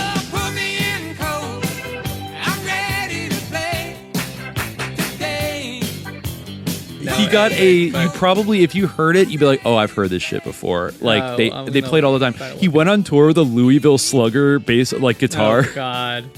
And all that stuff. But that album does have some interesting gems on it, chief among which, with an accompanying music video and everything, the spicy track, Zanz Kant Danz, which was later retitled Vans Can't Dance, which is basically literally about, it's about Saul Zaentz, and it's, I think because the middle word in that is Kant.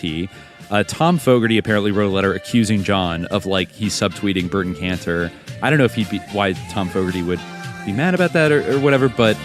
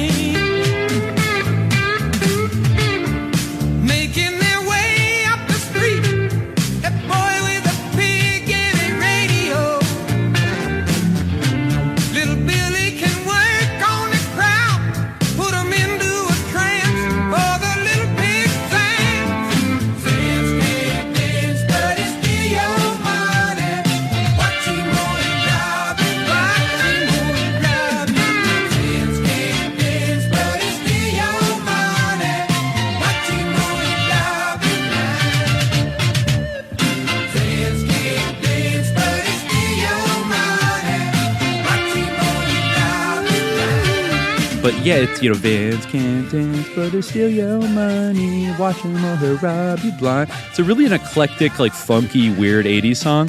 And then, of course, the rager, Mr. Greed, which, is pretty self-explanatory. Just about Mr. Greed and how he hopes he chokes. And how bad he is. And the other one, interesting, Old Man Down the Road was like the first single he came out with. It is very swampy and harks back to the CCR vibes. But then, you know what happened? Like, Saul Zaentz sues John Fogerty in the 80s, saying that Old Man Down the Road is ripping off Run Through the Jungle, which he owns. Therefore, he was suing him to say, I should own Old Man Down the Road. And they got in like a 3-year lawsuit over this, which is kind of ridiculous. I mean, honestly, I don't think there's any other musician that has established as much case law in the music industry as John Fogerty. He eventually had a case go all the way to the Supreme Court.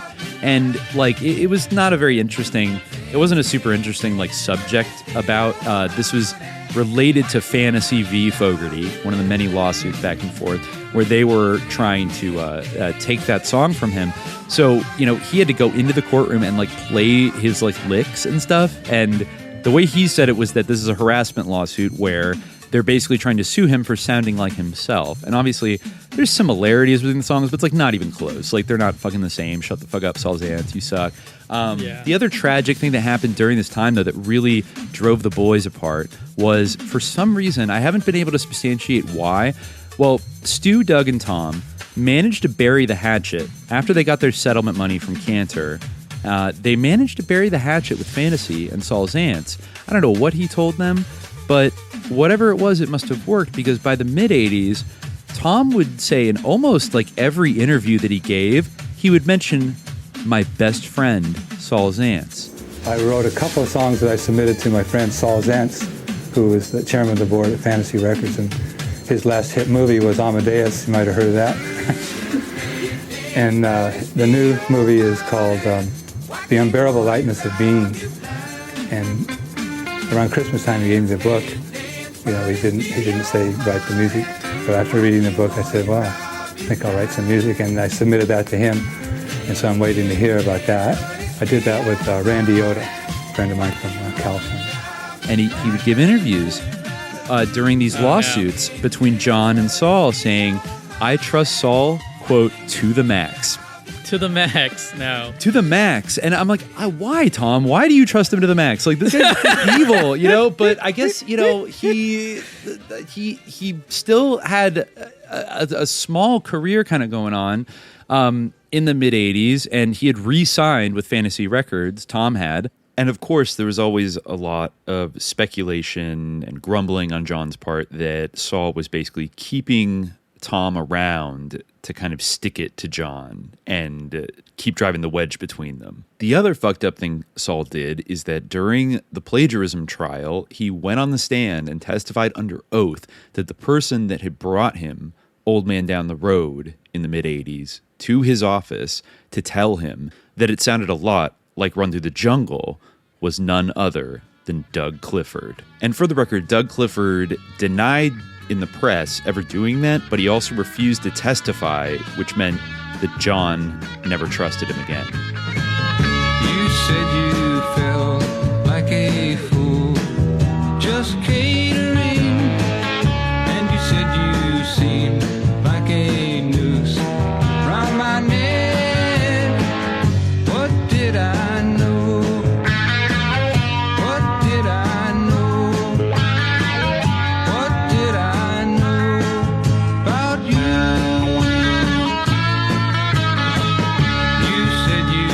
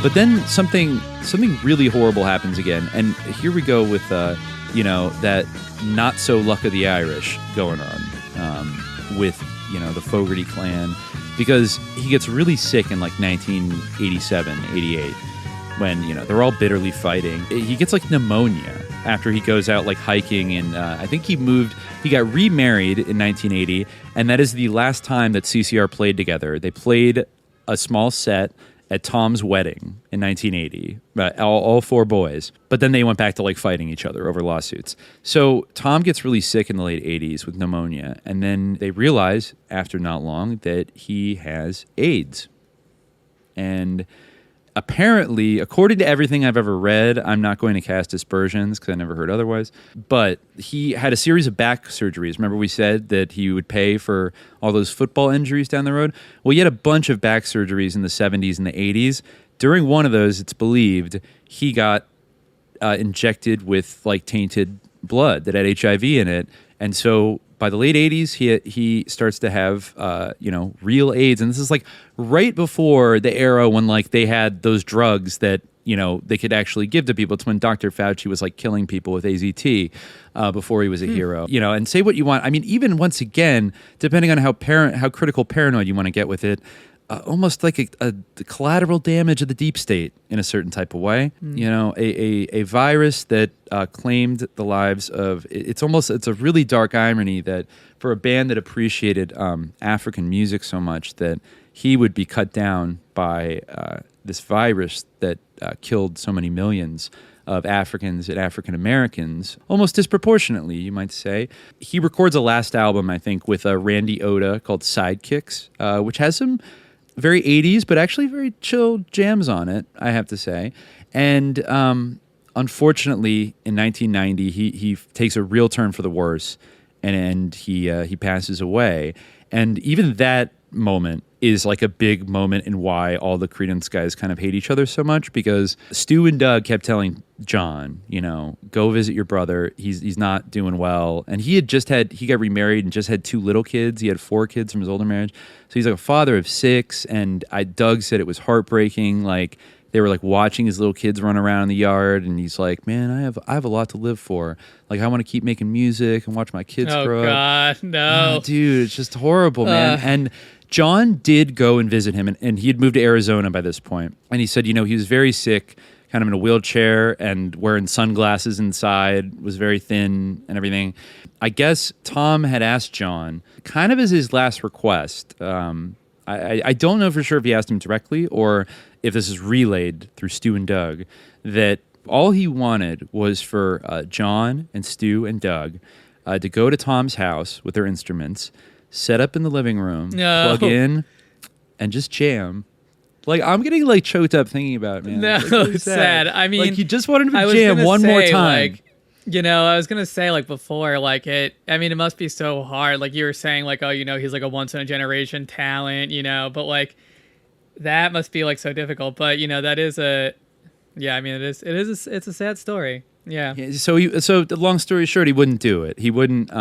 He wouldn't do it. But then they got one more chance. I can't believe he wouldn't do it. I know. No, and that's his family. See, this is like fucking. Tom's family never forgot that. That's the way. not.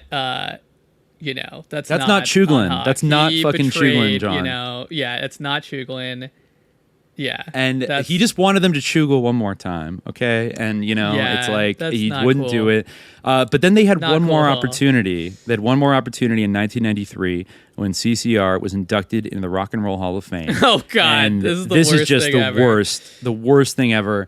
So I read the story when I was looking over that book, Bad Moon Rising, and I was just like, damn, this is awful. So by this point, John had most of the lawsuits were over, but you know what it was? John was so mad because he found out in the late 80s that Tom, Stu, and Doug had sold their votes, basically, in the band to Saul Zaentz to let him license whatever he wanted with Creedence music. John hated this because, I mean, to be fair, like, we didn't really get to talk about how they ended up in every Vietnam movie, but just to say, John Fogerty fiercely did not want CCR to be in every fucking Vietnam movie. He begged the producers of Forrest Gump to not use Fortunate Son. They're like, oh, but it goes so well. Fortunate Son without like a machine gun, like a Huey helicopter flying over some rice paddies. Exactly. No, you can't. And even like there was a Pitchfork article that talks about kind of like how the boomer filmmakers, Spielberg even used it in like The Post in like 2018. It's like, and now it's like it's a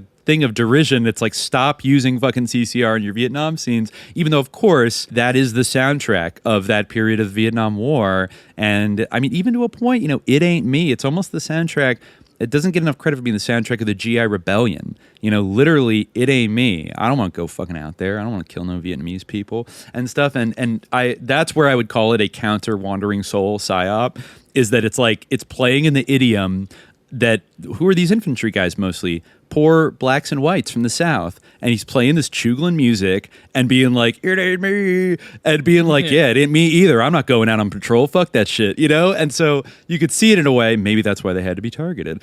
Because it was like, it was the power of art, but for real, not the fake Grateful Dead version. And so they had to take him out. But okay, back to Rock and Roll, Hall of Fame. You know, he was so mad that I guess Stu came to him and tried to like give an apology for, you know, maybe like, sorry, we sued you at that one point, or we like didn't back you up against blah, blah, blah. And he was like, yeah, well, like, that doesn't mean much, Stu, because like you did all these things and like you licensed all this shit. And I guess Stu allegedly said to him, John, I don't care about the music. I just care about the money.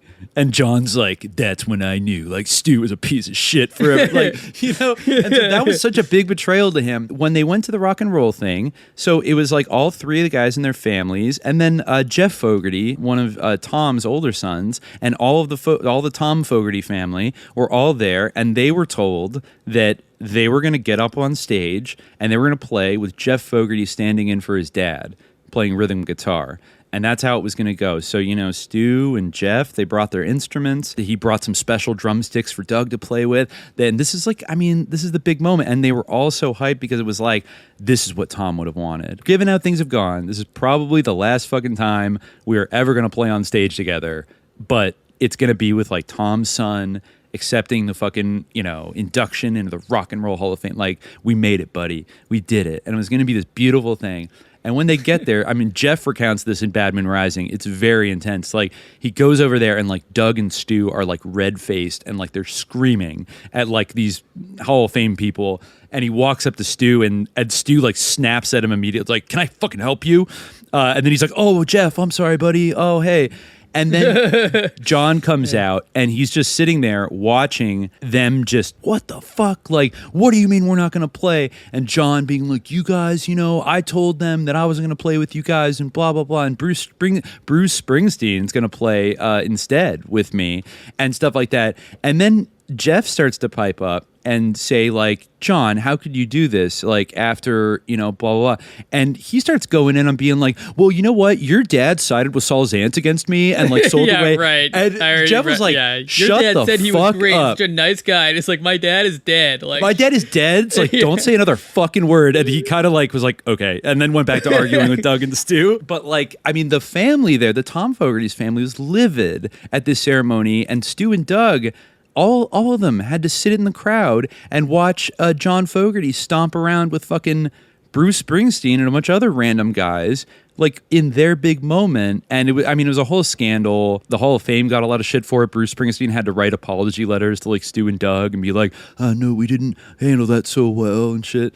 And, you know, but he's actually best friends with John Fogerty, so he's kind of in on it, you know what I mean? And then John immediately went to the LA Times and wrote an op-ed called like, Why They're Not My Friends or something like that. Yeah. And it was like, they fucking betrayed me. Like, they're pieces of shit. Like, I don't want to... And so it's just, you hate to see it, man. You hate to see like and you don't, but you know what? Like, you could play the blame game either way. I mean, I've seen so many annoying comments that are like Stu, Doug, and Tom, like, should only have been so grateful to be in the presence of such a genius. Like, they were just riding his coattails and look how good they've done without him. And it's like, okay, first of all, shut the fuck up. These guys were like a family. And I don't think you could extricate, as singularly brilliant as John Fogerty is, I don't think you could separate his genius from the environment, the bayou that he emerged out of in terms of his like relationship with these other guys getting to that level. It's you didn't build that, to quote the great war criminal Barack Obama. Another Pritzker connection, yeah.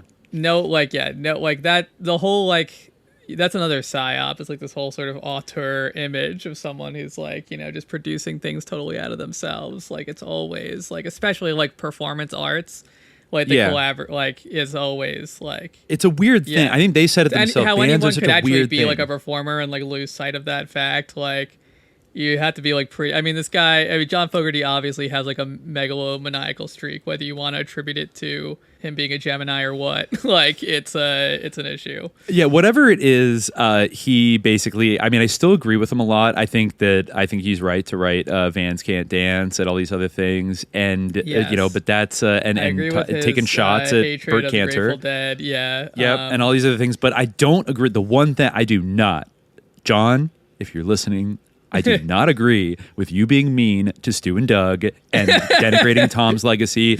Some of his solo albums are better than yours. Okay, I fucking said it. All right. It's like, amazing how like he won't like back down too. Like in his autobiography, they'll never play he like together. is just like, listen, like if you're in a band, you would know like that it's totally unacceptable. I mean, all they did, he literally said that Stu never came up with an original bass line, and the entire time they're like, Stu, yeah, sure, maybe Stu looked like a great bassist, but I literally taught him every single, like I ordered to tell him what to play on every single track, and Stu's like, fuck you, like that's not true. Like we had a more collaborative process like that. Yes, you were the leader, you know, you were the great leader, but you were not the guy like literally telling everybody. And yes, maybe Doug couldn't do the greatest shuffle beat in the world, but he was a fantastic drummer.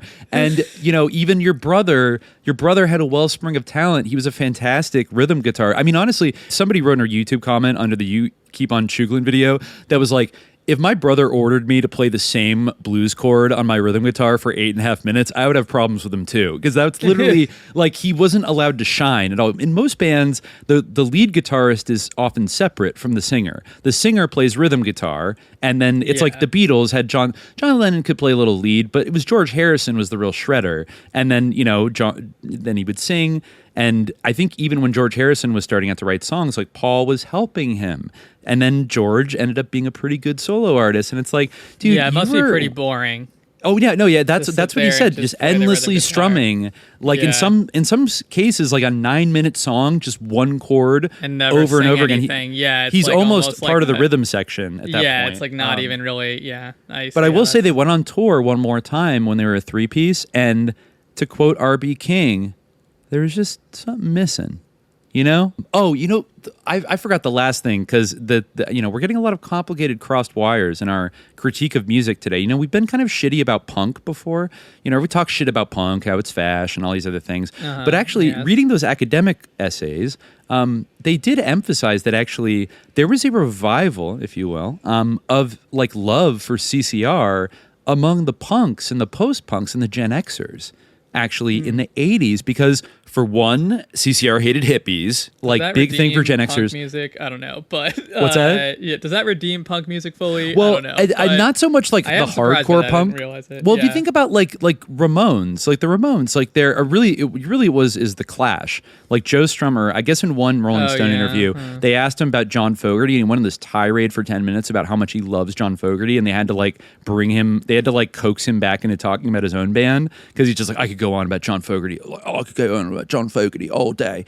Like he's a brilliant man. And if you think about him, actually, there's certain parallels, I think, to another band that David Geffen was involved in later, Nirvana, that also, depending on how paranoid and political you are, or you know how parapolitical you are, might have also met its early demise at the hands of shadowy forces in a different way.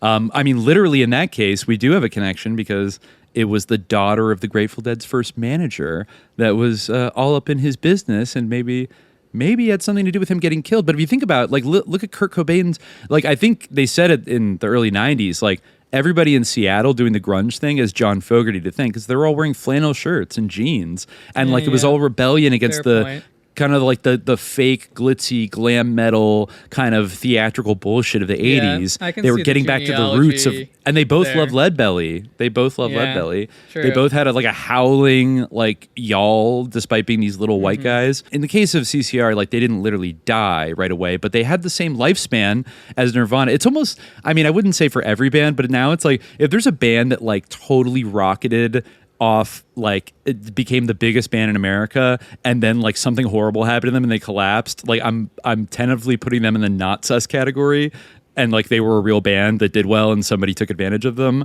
versus like these other bands that to quote John Fogerty later about the Dead, he eventually said that he grew to appreciate them. I think his quote was, "They mumbled their way through a career and stayed one step ahead of the man." So not the most pure praise. He still seems to hate them. He did play a AIDS benefit with them in 1989, but that might have had more to do with Tom. Their grift, which I guess fair enough. You can respect the grift, but I guess you can respect the grift. They're all still friends, which if is you're I forced think, to which say is annoying. something nice about somebody, you can always say that they're shrewd. Or They that mumbled their way through a career. Yeah. Anyways, I think we've done a real big boy segment. But you know what? The bottom line here of all of this stuff is it's all Burt Kanter's fault. Also Saul Zaentz. Oh, and the last fact, because it wasn't in Alan Bloch's book, but John Fogerty mentioned it, is that he found out years later that Burt Kanter had been put on the board of Fantasy Records, and Saul Zaentz himself said that he gave Burt Kanter, quote, carte blanche to run all of his affairs. So in a nutshell, I don't know if this tragic story would have unfurled in the way that it did had not Burton Kanter and his cronies like come together into the world of CCR and stolen all their money and set them against each other when they were the ultimate traveling band that just wanted to keep on chooglin and was writing like legendary American songs coming from a real pure place. Something about inventors that the Silk Toppers don't like and their cronies don't like. It's an interesting thing when, this is an example maybe of what happens when somebody does that. We can get accused sometimes of saying everything is an op. Everything that was ever famous is an op. But I'm going on the record here. CCR was not an op. They got opped. You know what I mean? Like, they got targeted. They were targeted individuals. For variety, we still don't know exactly, like, was it just because they're greedy? Or as you said, like, no, they're sickos. They're trying to do something, like, evil. And I kind of ride towards, like, more of a COINTELPRO, like, they're messing up our bullshit counterculture, like, PSYOP narrative by being left-wing, but, like, not into being dopers and outperforming all our drugged out, like, fucking bands that suck. They don't all suck, but you know what I mean. They're not psyoping. They're like bringing people together in a like honest way and not promoting like sicko shit. And they just like love music, and we can't have that in America. That it's got to be darker. I mean, they did it to the Eagles, but CCR was a lot more hawk and pure than the Eagles, so they had to do it in half the time and take them out. After this, we are going to resume our original programming of some final thoughts about Castle Bank. But until now, I guess I'm going to say stay vigilant right now. And then I'm also going to record like not doing that in case I put it all in like a 5-hour episode. But uncritical support for CCR. However, John, you should make right with Stu and Doug. You guys are classmates and brothers. You're the ultimate quirked up white boys from El Cerrito, and what Burt Kanter did to you is fucked up, and you guys should make up and hang out in a living room and jam one more time, because Tom would have wanted it. 40 years we labor on this chain, working much too hard for what we gain. You and I, we taste the bitter end. Working 40 years for another man. Got no name, just a number in the book. Friendly faces hide the royal look. Laughing such a shame. Working 40 years for another man. 40 years, 40 long, long years. Give the man your blood and sweat and tears. Cash your check on Friday afternoon. Sunday night, your money's gone too soon. For your children, will it be the same? Working 40 years for another man.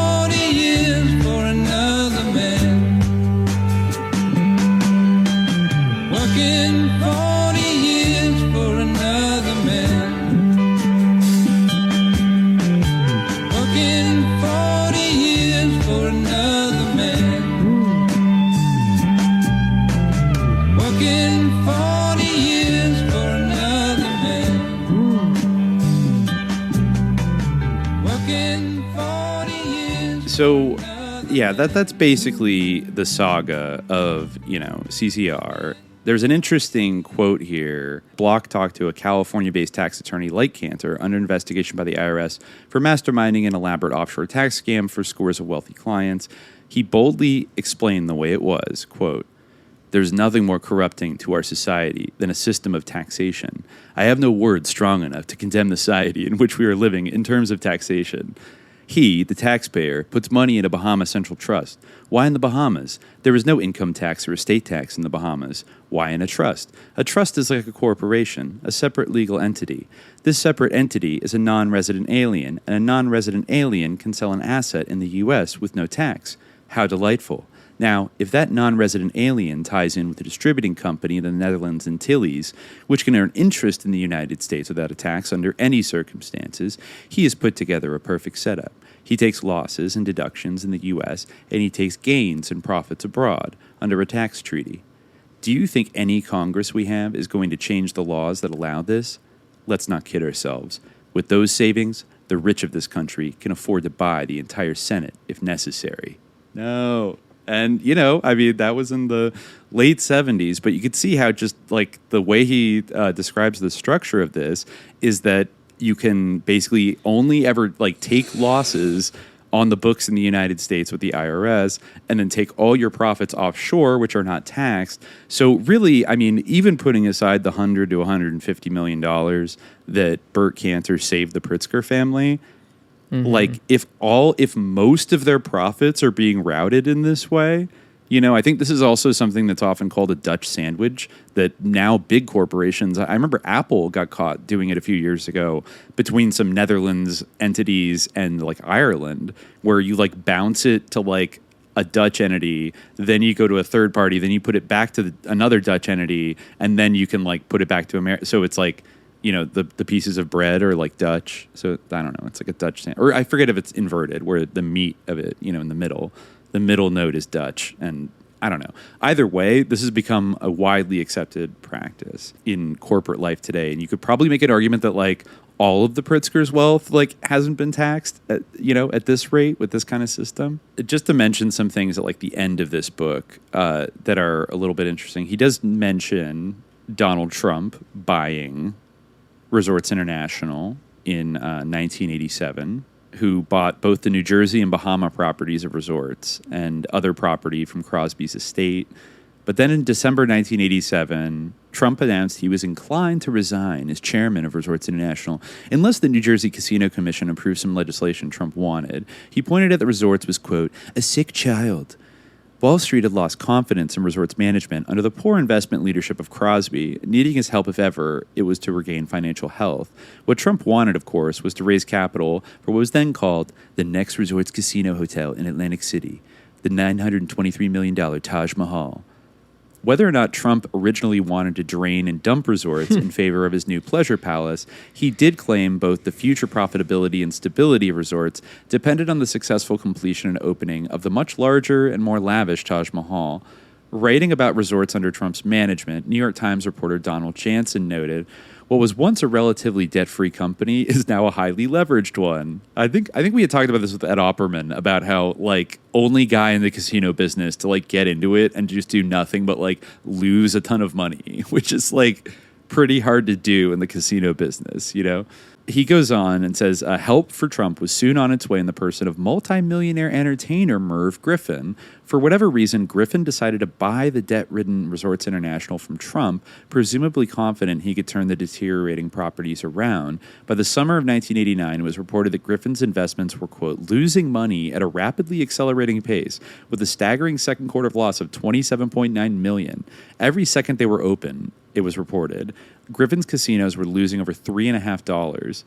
In November's a Reuters dispatch carried in the San Francisco Chronicle revealed a bankruptcy petition by Resorts International was probably going to be filed in the very near future, almost on the anniversary of Griffin's leveraged buyout of Resorts after a battle with Donald Trump. The only certain thing about Resorts International now is that it hardly resembles the dynamic company which captivated Operation Tradewinds for so many years. So I guess like Resort, it's still hard to tell exactly what Trump was up to in the late 80s because it seemed like this company had, like, was he just using it as a vehicle to scam money for the Trump Taj Mahal to be built? If so, it seems like he kind of fucked that up. He fumbled the bag a little bit. I don't know. And there's another, like, Bill Casey connection here with Castle. Yeah, it describes a dinner in Zurich, Switzerland with William Casey, Hellawell, and some other guys that were involved in shit. But a lot of this stuff ended up, like, a lot of this similar activity ended up kind of repeating itself in the 1980s with the savings and loans scandal, where a lot of SNLs were kind of raided by these same characters and, like, drained of money and used for, like, shady bullshit. He also mentions that, this is probably not totally unrelated, but around the late 70s, early 80s, the Bahamas became a chief transit point for the trafficking of cocaine into the United States, particularly Norman's Cay, which was bought by co-founder of the Medellin cartel, Carlos Leder. And I forget if he's come up, before, but sounds familiar. He was one of Pablo Escobar's partners. He also started getting into cocaine trafficking. Like, did you ever see that movie Blow about George Young? I think so. That featured Carlos Leder because they were in prison together, and, like, that's where they allegedly hatched their whole scheme to, like, get into the smuggling business together. And then they fell out and they became, like, enemies. But he basically moved in to, kind of very quietly, he moved into Norman's Cay and bought it in the Bahamas. It was very weird. Like, he kind of tried to stay out of the public limelight, but then he started, like, seeding all these articles, like, in the local newspapers that were kind of holding him up as, like, a Robin Hood figure. Like, some anonymous letter to the editor went on, like, a kind of hilarious rant in the newspaper that was published, where they enumerated a list of 49 questions intending to show Leder as a hero and benefactor for the Bahamas. These included things like, did you know that Joe, who they keep calling him Joe, in trusting the Bahamian investments laws, brought us $10 million in the Bahamian economy. Did you know Dr. William Leder, Joe's father, a civil engineer from Germany, has been on the top of the construction industry and development of their city for the last 40 years? Did you know that Joe resides on his 100,000-acre ranch on the Boyaca Flats in Colombia? Did you know that Norman's Cay is Joe's castle and garden? Do you know that Joe's only crime is the tremendous concern, faith, and love that he possesses for the Norman's Cay community? Do you know if German Colombians are black or white? What? What? Do you know that the DEA, with the assistance of malicious Bahamians such as you, began a conspiracy against the Norman Cay's community, and as a result, Joe ended up malicious on a Bahamas Bahamians government stop such list? As you. No. Yeah, exactly. So just like crazy, weird, threatening shit like that, and I don't know, like it was. But this is actually there's surprisingly a lot of like hilarious, insane behavior. I guess maybe really, not surprisingly, but I'm laughing a lot at all this. I know it is. It's quite cartoonish. Like, I mean, I think it's like you're ripping off like the biggest boomer rock band, and then you're turning around and like dealing with this. Like, also, this guy founded a neo-Nazi party, I think, in Colombia. Like later in life, he eventually got arrested. In the late '80s when I guess H.W. Bush was doing his mop-up operations. He actually arrested later. But this is an interesting thing about like the very early 80s. He was a fugitive from a U.S. drug trafficking indictment, when he moved down there. Mm-hmm. And everybody kind of knew it. And Block says, the CIA station chief in the Bahamas, Andrew F. Antipas, knew enough about Leder's activities by 1981 that he approached Prime Minister Pindling about the Leder cocaine problem. But all Pindling wanted to know, Antipas said, were his sources of information. Pindling's disinterest in the problem was matched, it appears, by the U.S. ambassador who told Antipas in 1983 to, quote, find another job. Right. What the fuck? Oh, by the way, because this doesn't come up in the book, I have to double check this right now. If you want to have another good laugh, do you want to know who the U.S. ambassador to the Bahamas was in 1983? I don't know. Who was it? This is an esteemed gentleman named Lev Dobryansky. Now, Lev Dobryansky was a professor of economics at Georgetown and was named by Reagan to be the U.S. ambassadors to the Bahamas. He's also known for his extensive work with the National Captive Nations Committee and the Victims of Communism Memorial Foundation, as well as, I believe, the Ukrainian World Congress, and also the Anti-Bolshevik Bloc of Nations. Basically, this guy is like a Banderite. He's literally like a Banderite. About Nikita Khrushchev's crimes against the Ukrainian people during the Holodomor. Yeah. This guy is like before the House Un-American Activities Committee. Yes, this guy is a like card-carrying like World Anti-Communist League suslord, basically. Wow. Who ties into like all kinds of shit. I actually found a newspaper article from one of these Ukrainian organizations that he was a... Wow, he helped create the Victims of Communism Memorial Foundation. Yeah, no, he's a big... and think about Reagan. Chairman. Think about Reagan putting this motherfucker as ambassador to the Bahamas in the 1980s. Yeah. And he told the CIA station chief straight up when he came in, was asking about Carlos Leder and the cocaine problem. He told him to find another job. like he's telling like a CIA guy to like fuck off, and like so yeah, it was the Ukrainian Congress Committee of America. I found a hilarious magazine of theirs, maybe from like 80 or 81, where he appeared at like the annual conference with Zbigniew Brzezinski, and Zbigniew Brzezinski, given the audience, had to give this like very awkward opening where he talked about like there's really no reason why Polish people and Ukrainian people should be enemies. We all hate communist Russia and like blah blah blah. And it was kind of poo-pooing the whole like, yeah, you guys like murdered like 100,000 Polish people in Volhynia during World War II. Like literally you guys are veterans of like the OUNP. Like it's all good though. It's all good. Like, no hard feelings.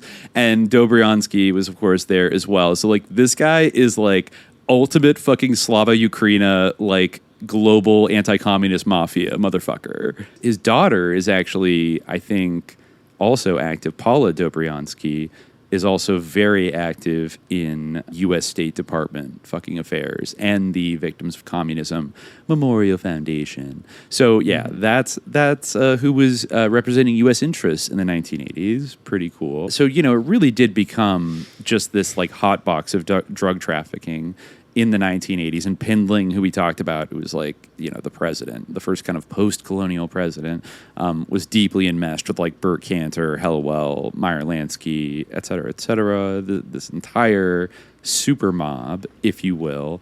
In the postscript here, maybe we can mention it like briefly, because we were going to do like the entire fucking book and cram it into however many episodes this is, but it's apparently not going to. Yeah, however many episodes this is. I think it's technically still one episode. You're right. It's still parts. all. Although Contra I guess 7. we have an intro in between, but yes, this is all under the heading of Contra 7. Yeah, and the subject. People will understand. Our loyal acolytes and fans will understand. No, inshallah they will. And inshallah. Because I think actually the book All Is Clouded by Desire by Alan Block could have its own Contra chapter. I feel like there's some reading and like background I want to do before we fully launch into that story, which is mostly about the 1990s, the Bank of New York, which was founded by our most esteemed founding father, Alexander Hamilton. And was the second chartered bank, I believe, in the United States. A very esteemed institution that was heavily involved with basically looting the entire like Soviet / Russian economy in like the late 80s and early 90s. But it does get a mention in the postscript of this book. So Block was clearly already on this trail, and it in fact connects in many, many ways. That's kind of the grand Contra interlock arc, is that the activities and the personalities and the networks that were set up in places like the Bahamas and the Caribbean that were related to people like Burt Kanter ended up, going on to do some pretty wild things, like later on, halfway across the world. And he says in the postscript, the serious crime community and the underground economy. He wants to discuss what some of the targets of Project Haven, particularly Burt Kanter and the Pritzkers, have been doing. But he also has a section here called Kanter and Rappaport. It says, as far as Burt Kanter is concerned, I will explore his relationship with Swiss banker and oil man Bruce Rappaport, whose activities are global. It is a relationship that may go back to the mid-60s and certainly continues today. The first clue to the convergence of interest came in 1965 when Rappaport established a bank in Geneva called Inter-Maritime Bank. Its shareholders included American Edward Philip Barry, who during World War II had been a U.S. intelligence officer in the OSS. By the end of the war, Barry was the head of counterintelligence X2 in Vienna. And also, at approximately the same time that Inter-Maritime was formed, Barry, Kanter, and Hellwell were shareholders in the bank holding company that owned the Bank of Perrine, Castle's alter ego. Setting up Inter-Maritime Bank and various other companies in the 60s was carried out in conjunction with a major move in Indonesia by Rappaport. He became friendly with the director of Indonesia's national oil company, Pertamina, and worked out a series of oil tanker charter deals that materially contributed to Indonesia's bankruptcy in the mid-70s. So one of Rappaport's close friends, who was also working on related Indonesian problems at the time, was Bill Casey. In 1976, Casey was between government jobs, having left the presidency and chairmanship of the Export-Import Bank, which had helped Indonesia during its Pertamina-based economic freefall with an important loan during this tenure. His Indonesia work was done while he was with the Rogers and Wells law firm in New York. During that time, Casey kept his hand in intelligence matters as a member of the President's Foreign Intelligence Advisory Board. One of Casey's tasks in the interest of Indonesia was to lobby the Treasury and State Departments to secure a favorable tax ruling for Pertamina. Casey did not, however, register as a foreign agent, which he was required to do. And I guess he actually represented all of these like Pertamina interests in a stock fraud action filed by the SEC in 1977, which is ironic because that's like a few years after he left running the SEC. He got like sued, like he had to defend his own. I mean, that's kind of, probably why he was put there in the first place. During the 80s, during our Contra 5 victory stuff that we covered, the moment that Casey was appointed CIA director by Reagan, he maintained an extra special relationship with Rappaport. A former CIA officer who worked for Rappaport noted that Casey assigned 2 CIA agents to Rappaport and that a direct phone line from Rappaport's headquarters in Geneva to Langley was set up. Whenever it was used for whatever purpose, there was an immediate response. After the Indonesian affair, Rappaport surfaced in several of the scandals of the Reagan years. He was the middleman in a deal involving President Reagan's Attorney General, Ed Meese, E. Robert Wallach, Meese's close friend, and top Israeli officials. In January 1985, Rappaport learned that the giant Bechtel Corporation had run into some political and thus financial problems in its project to build an oil pipeline across Iraq to the Gulf of Aqaba. The pipeline was dearly wanted by Bechtel and King Hussein of Jordan. Saddam Hussein was rather more lukewarm than the others. I wonder if that contributed maybe to, the Bush administration really not liking him. Interesting. So Bechtel's problem was to assure Iraq that Israel wouldn't bomb the pipeline. Rappaport offered to arrange Israel's okay as long as Bechtel would sell him pipeline oil for a hefty discount. Getting Israeli Prime Minister Shimon Peres online took only a couple of weeks on the promise of slightly less than $100 million a year for 10 years for the Israeli Labor Party. Rappaport would also get to run the new refinery at Aqaba. But the clumsiness of Wallach and the insensitivity of Meese, to put it as mildly as possible, as to what was proper and what was not, from a sitting attorney general, the endless leaks of embarrassing information, and the ever-brighter spotlight on that engine of corruption called WedTech, doomed the project. So lots of news articles were written in congressional hearings, and they had to kind of drop it. And Rappaport was also in business with Marvin Warner, who had been U.S. ambassador to Switzerland during the Carter presidency. His path to the embassy in Bern was the traditional one, smoothed by money. He's a major campaign contributor and fundraiser for the Democrats. But he and Rappaport and Warner had become Confederates. Now, this is something to look into further for another day. In the early 80s, Rappaport and Warner took over the small Caribbean island nation of Antigua, run by a local oligarchy dominated by the Byrd family. Lester Byrd, deputy prime minister, was particularly close to Rappaport and received huge bribes and payoffs from him throughout the decade.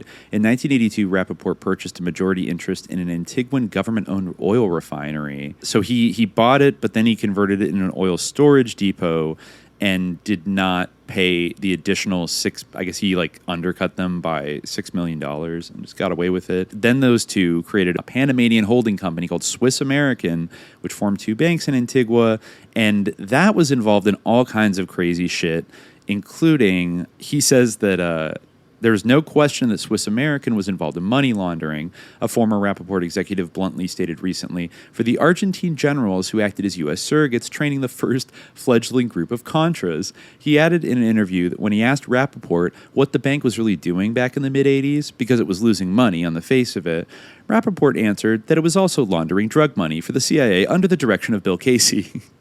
Also in that same time period, more than $7 million thought to belong to the Irish Republican Army mysteriously turned up in Swiss American. Very kind of wild. So they were training Contras in Antigua, and also there is an episode, let's see on the next page here, where it was discovered in 1990 that Israelis had been running guns through Antigua to Colombia and into the arsenal of a Medellin drug cartel leader, Jose Gonzalo Rodriguez Gacha. Israelis were also training cartel gunmen. Interesting.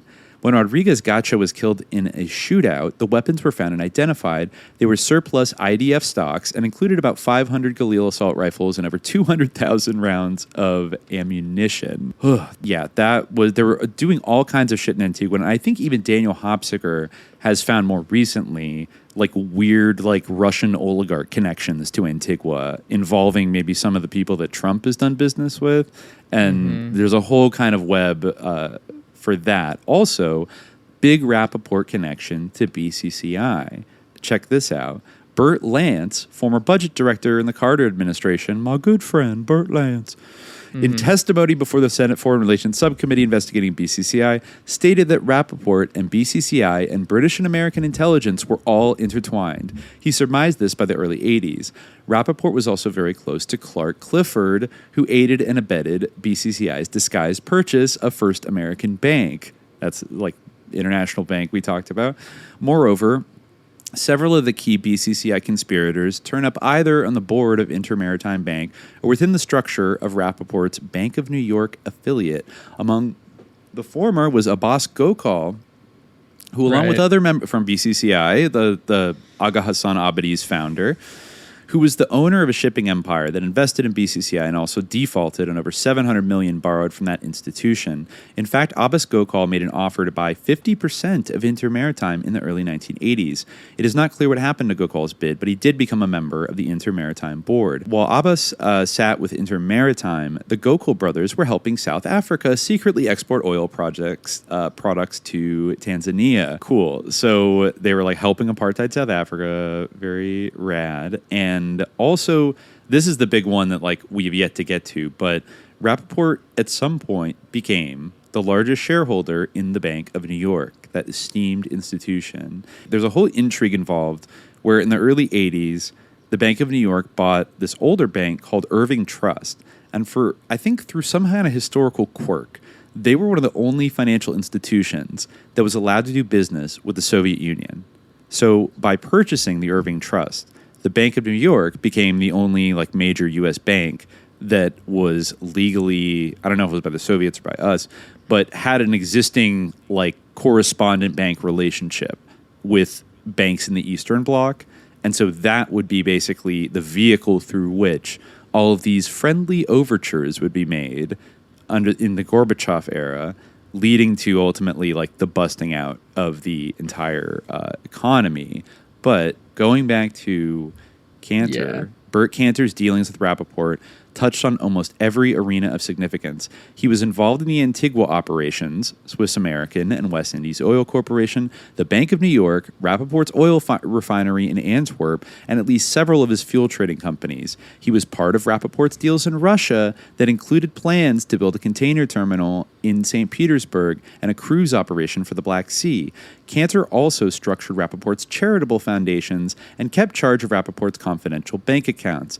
Rappaport, in turn, was involved with a Kanter firm called Dealers Alliance Credit Corporation, which was an offshoot in some form or another of a company called Chicago Holdings based in Pittsburgh. Chicago Holdings had originally been put together by Kanter and Joel Mallon, J.J. Frankel's partners in Regents Associates, a firm that also included members of a heroin smuggling syndicate.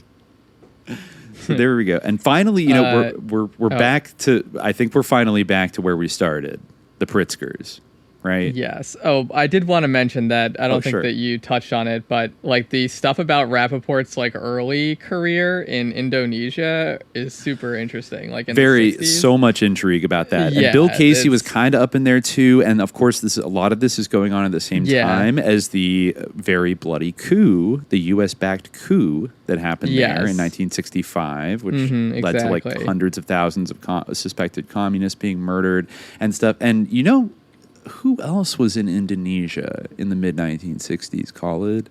Was there somebody else, some other big historical figure with his mom who was there at the time? That's right, it was Barack Obama. Oh, yeah, okay. And, maybe we'll get in a second, but maybe I'll just read.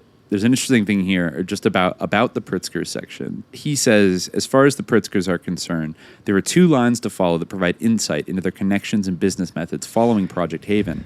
The first line leads to Illinois Congressman Dan Rostenkowski, who recently retired to face criminal charges. Rostenkowski was chairman of the House Ways and Means Committee, the one that oversees tax law. He was also the congressional champion of legal graft. In 11 years, he collected around $1.7 million in speaking fees and honoria from organizations profoundly interested in tax matters. Among his patrons were Blue Cross Blue Shield, the Chicago Board of Trade, the Public Securities Association, Citicorp Citibank, the American Stock Exchange, the American Bankers Association, AT&T, Joseph E. Seagram and Sons, I think that's Bronfman Network, the Securities Industry Association, and the Tax Executive Institute, blah, blah, blah. Rostenkowski liked the Pritzkers very much, even though the family had several long-standing battles with the IRS concerning possible tax evasion utilizing offshore trust in Castle Bank to hide assets. He tucked into the Tax Reform Act of 1986 a special provision, quote, designed specifically for the Pritzkers. It concerned one of the family's holding corporations called Great Lakes Corp., within which were some losing ventures in, quote, unrelated motion picture deals and other alleged tax shelters. Back in 71 to 73, the Pritzkers filed a consolidated corporate return and used those losses within Great Lakes to offset income from some of their other interests, such as Hyatt Hotels and the Marmon Group, which was itself made up of dozens of other entities. So the IRS was after about $20 million in Pritzker back taxes. It didn't get it. When the case was finally decided in 1991, the IRS instead got a check for $549,000, and that was for the alleged tax shelters, not whether the Pritzkers could file a consolidated corporate return. That much weightier matter had been eviscerated by Rostenkowski's special provision, which simply, quote, established that Great Lakes could file a consolidated return as a matter of law. There are a lot of heavy hitters on the board of Great Lakes, like very connected people. The other one, he kind of plays out. There's a whole story about the building of like a federal judiciary building in Boston that the Pritzkers became involved in, and they like screwed over the initial guy that wanted to build it. And I guess there actually was a whole epidemic of like federal judges like kind of overcharging like the federal government to build themselves like sumptuous palatial fucking offices and stuff. And Pritzker was involved in one of those deals in Boston, specifically for, I believe, Justice Stephen Breyer, who just retired. Oh, hey. Yeah. I wrote Scamming the GSA to Get a Lavish Judge Office Built in Boston. It had to do with Fan Pier, Anthony's Pier 4. And this was like, I think, an enterprising, Greek, like local property guy who thought he was a big shot. And he met Abe Pritzker in 1979. They came to a deal to build a Hyatt hotel and condos on the pier. But then actually in the middle of it, Abe Pritzker dies. And Tom Pritzker, I believe his grandson, takes over. The deal falls apart. They end up fighting. And they kind of screw over like the original Athanas. And they built a sumptuous courthouse for Breyer, which is, awesome. Very, very cool. Very serious. And that's extremely serious. That's about it. So let me tell you about money. Let me tell you about money. Wanna tell you about money. Oh yeah, money root the root. Some people go for satin and lace. Some people go for travels in space. Some people fly and worship the sun. Some people buy and sell it for fun. Let me tell you about money. Oh yeah. Got to tell you about money. Oh yeah. Let me tell you about money. Oh yeah, money root the root. Some people love and never do live. Some people take and never do give. Some people laugh and never do cry. Some people drink and never get high. Let me tell you about money. Oh yeah. Got to tell you about money. Oh yeah. Let me tell you about money. Oh yeah, money root the root.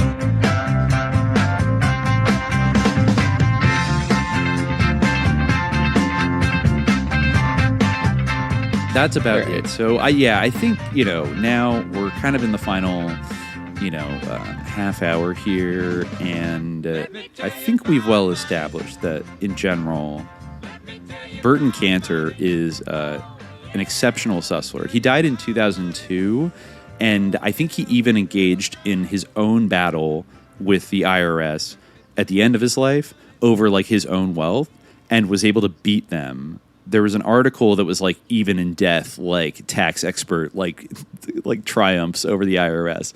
Oh yeah. Burton Kanter beats IRS from beyond the grave. This is in 2009 in Forbes. And it just talked about how, Burton Kanter was a noted Chicago tax lawyer who counted the billionaire Pritzker family as clients and for years famously paid no federal income taxes of his own. He's been dead for 8 years, but Kanter's heirs are continuing his grand tradition of beating the IRS.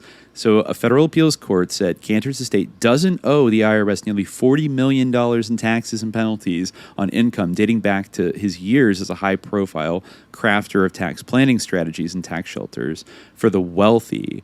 They quote, the person leading the fight was actually his son, Josh Kanter, who said, "We're thrilled. This is a great victory. This is about the 5th time we've won the case."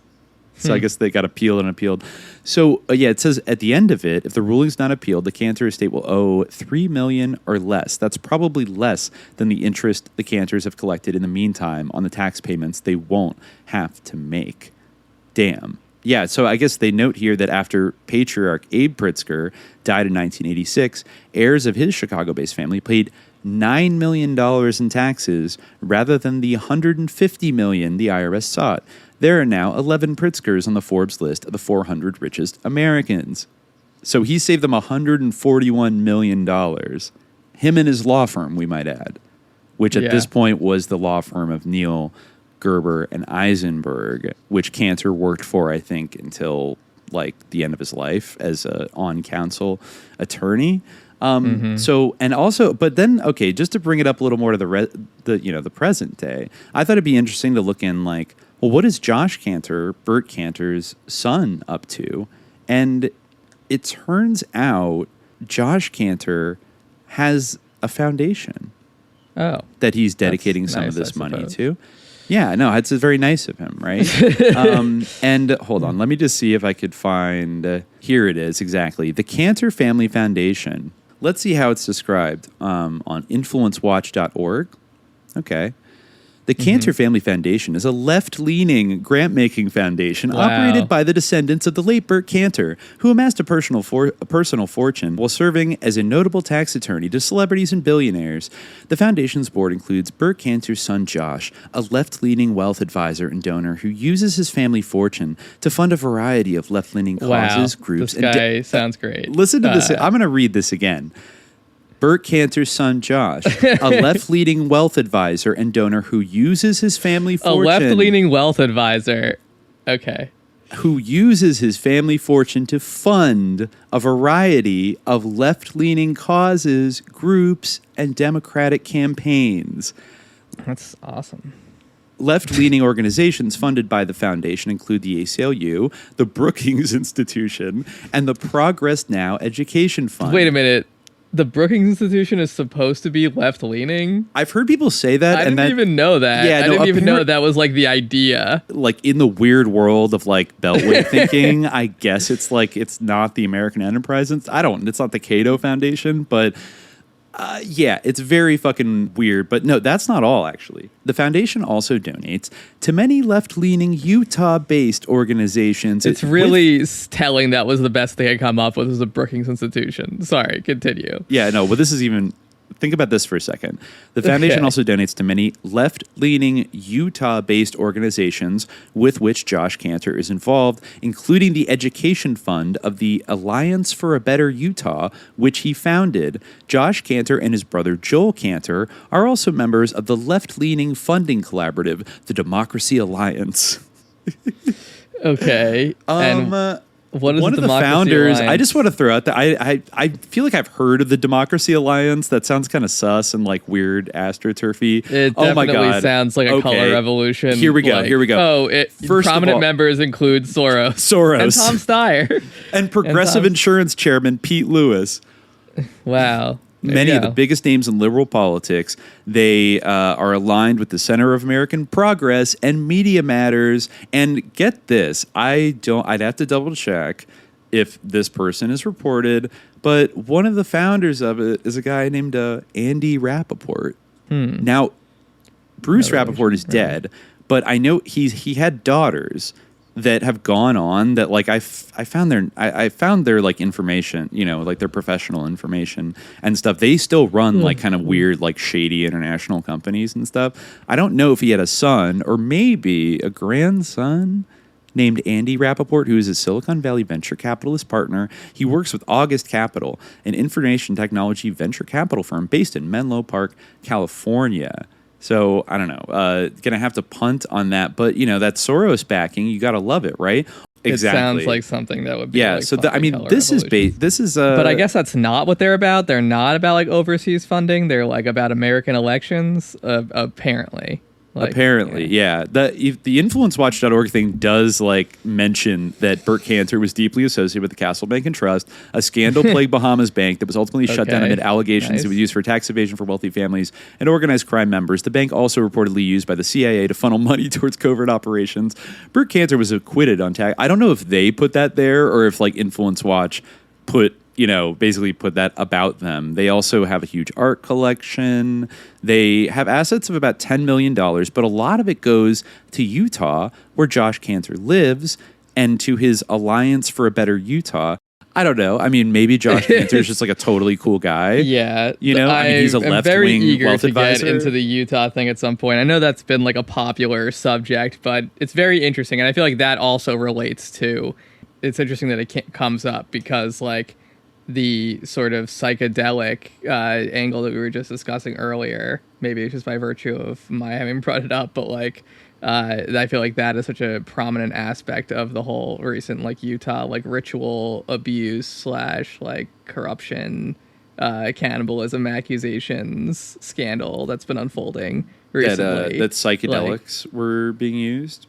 Yeah, like one of the big guys who was involved, like David Lee Hamblin, I believe is his name, was like really into like kind of that type of like alternative, I don't know, like religiosity and also like involving that into therapy and things like that. Interesting. So there's like a big, and I've just seen like a lot of like reports about, he was doing peyote, like David Lee Hamblin had like some sort of peyote operation going on, the Okla Vuha Earthwalks Native American Church, and that's got, like indicted for all these like sex crimes. It is interesting that you say that because that actually maybe that brings us to the final thing we definitely need to talk about is like just to go over a little bit like because the Pritzkers, now the grandchildren of Abe Pritzker, who I think died in the 80s, are the ones they're the Pritzkers we're dealing with today. That is J.B. Pritzker.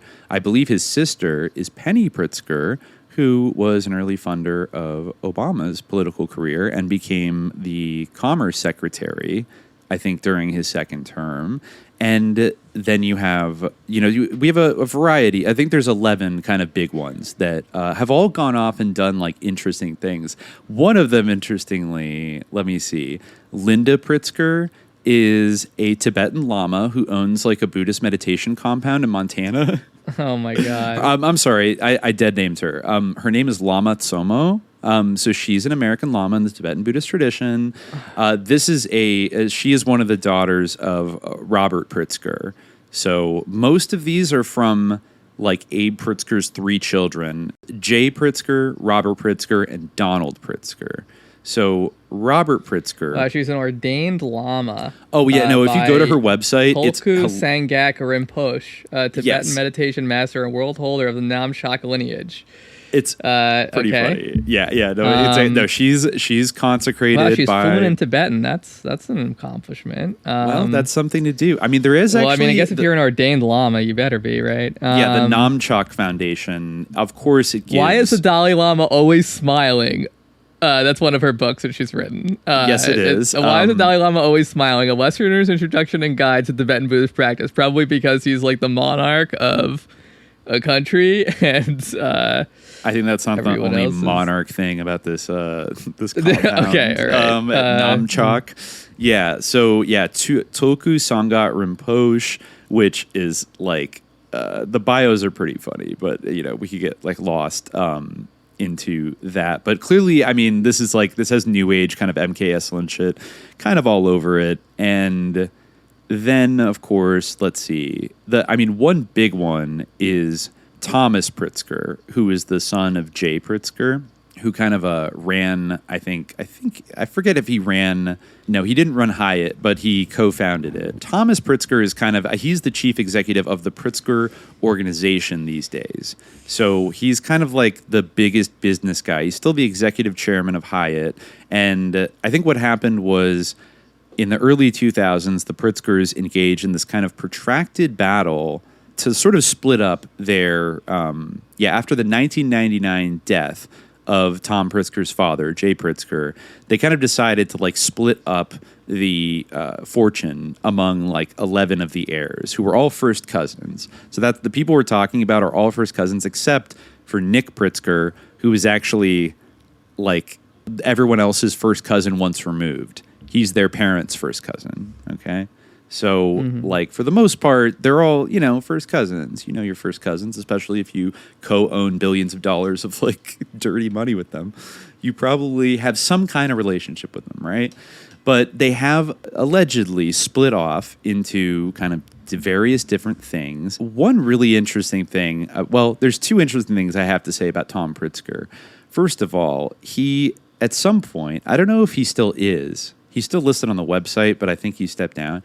For a while, he was the chairman of the Center for Strategic and International Studies, which I think is run out of Georgetown, right? Mm-hmm. And so this is like right away. I remember like Crypto Cuttlefish like pointed this out years ago. It was like a huge yikes.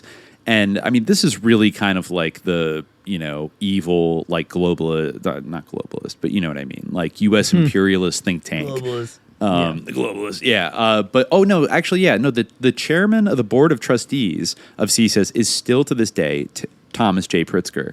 So this guy is like running one of the, let's see, just the way they describe themselves. It was founded at Georgetown in 1962. I feel like Zbigniew Brzezinski has been heavily associated with CSIS kind of over the years. It is ranked the #1 think tank in the U.S. across all fields, the top defense and national security think tank in the world, and the fourth best think tank in the world overall. Wow, it's the #1 defense and national security think tank for the last 7 years running. It hosts the Statesman Forum. Past speakers, let's see. I mean, past speakers are probably like literally everybody. It was founded by Admiral Arleigh Burke and Ambassador David Manker Abshire, originally as part of Georgetown. Interesting, the first professional staff member was Richard Allen. I think we quoted him in like Contra I, like telling Robert Perry to like go fuck himself and like, you're a KGB agent. Like that fucking psycho is the first person they ever hired. And they had, I think, a pretty muscular attitude during the Cold War, you know, but also a very like strategic and serious kind of thing. Actually, CSIS became the base for Henry Kissinger's like Washington operations, I guess, because he started teaching at the School of Foreign Service at Georgetown and still maintains an office suite at CSIS and is a counselor and trustee. And let's see, we've also had, Zbigniew Brzezinski joined the center in 1981, right after he left the Carter administration. So we have that connection to like, how do we destroy the Soviet Union that he obviously was so kind of jazzed about doing. And I'm trying to see what they've done in recent years. I mean, I know they were definitely involved in like anti-communist activities in kind of Latin America in probably the 70s and the 80s, and honestly up to this day, you know, are reliably very anti-communist. They're also very plugged in with like the World Bank and the IMF. I think in the latest Demon Forces I recorded, I read this like very like simping speech that President Samuel Doe of Liberia gave to CSIS when he came here in 1982. That was just like, we are working with the IMF to like privatize our entire economy because it all has to be about, you know, private development and like, you know, state economic measures don't work and blah, blah, blah. Okay, so interesting here. CSIS lists major funding from defense contractors such as Northrop Grumman, Lockheed Martin, Boeing, General Dynamics, and General Atomics. Now, remember we mentioned the Crown family? They're the ones who founded General Dynamics, and they go back with the Pritzkers a mighty long way in Chicago. But okay, one other thing, well, about Thomas J. Pritzker. It might be a little bit yikes for JB going into this election, because Tom Pritzker pops up in Epstein's Black Book. In fact, not just that. Tom Pritzker and his first cousin once removed, Nicholas Pritzker, both pop up in the book. But I think it's interesting, actually, this became a news story a couple years ago. But JB himself doesn't. Because JB himself doesn't.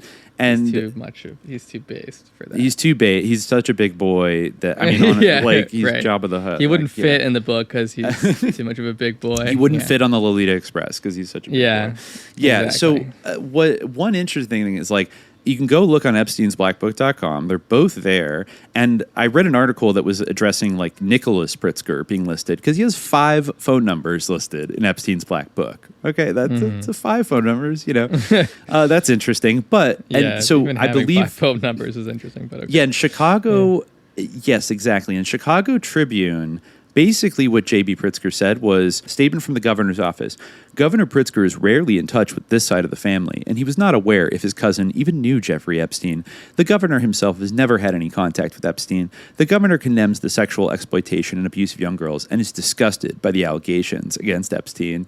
So, yeah, I think he was specifically referring to Nick Pritzker. And it is true that there was some beef between the different Pritzkers when they were splitting up their wealth. And I actually found like an interesting, I forget if it was a court case or no, it was a Wall Street Journal. Hold on, I'll get to that in a second. But the funny thing is, I don't think he mentions Thomas Pritzker, his straight up first cousin, who he has had more of probably like a business relationship with, and also is based in Chicago. I think Nick Pritzker lives in San Francisco, where he's bankrolled Gavin Newsom's political career. But Tom Pritzker's in Chicago, and he has 13 numbers in Epstein's fucking Black Book, dude. What? 13. What? Okay. Thomas Pritzker. What would you need 13 numbers for? Oh, yeah, they barely knew each other. And so, like, okay, Pritzker, maybe JB, maybe you weren't going down to Little St. James, but like, oh, also, by the way, during the whole Virginia Roberts Giuffre kind of thing, Thomas Pritzker was one of the people she explicitly named as somebody who she was basically ordered to have sex with, which is a much shorter list than everybody that's been on the Black Book. Damn. Right? So, like, okay. That's and then really awful. Right? Do they have any, like, you know, you said there was beef between them, but, like, that's still... I don't know if there's beef between... Here's the thing. JB always has, like, hung in the background a little more, maybe because he knew he was going to get into politics, but I found a Wall Street Journal article, in fact, this might be the perfect kind of, like, thing to read here at the end...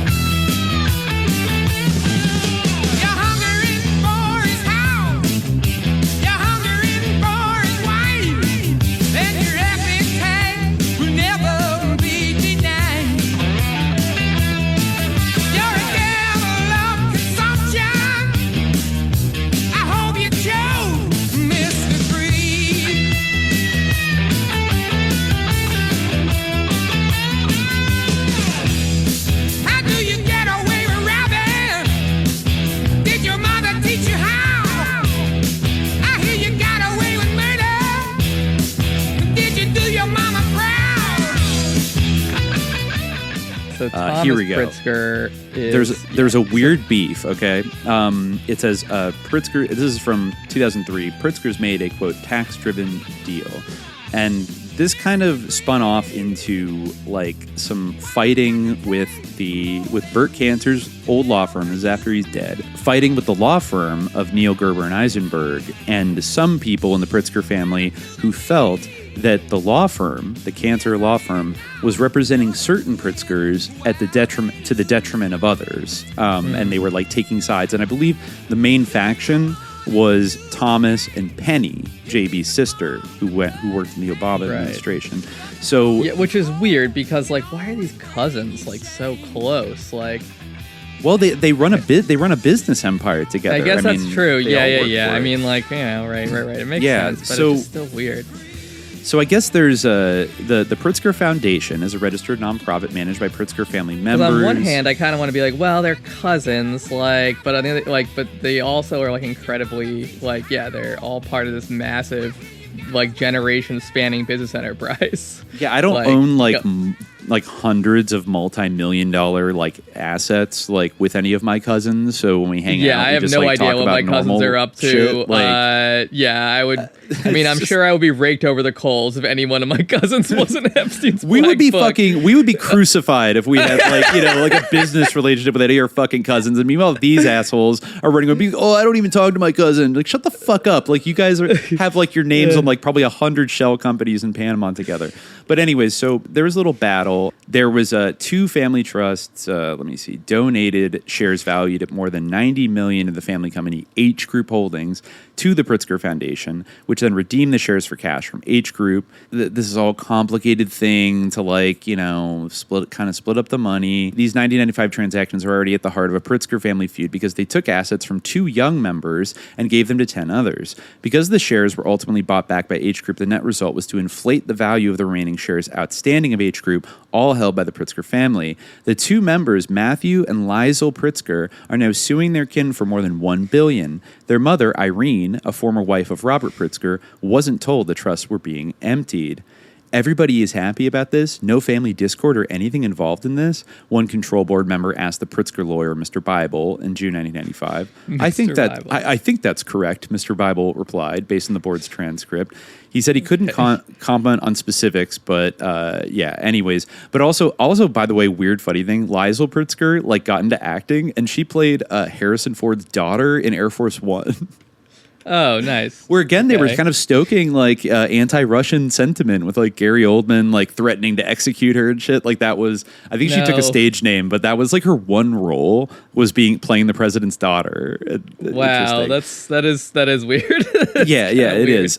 So okay, the architect of the and so they claimed it basically because they were like from the Robert Pritzker's second marriage, and they were much younger than everybody else and weren't like in the game yet. Like there was some chicanery that drained a lot of their trust to like shift it to other parts of the family. Now, I'm going to read this next section here. The architect of the disputed transactions was Marshall Eisenberg, one of the country's top tax lawyers, who was also a defendant in the suit.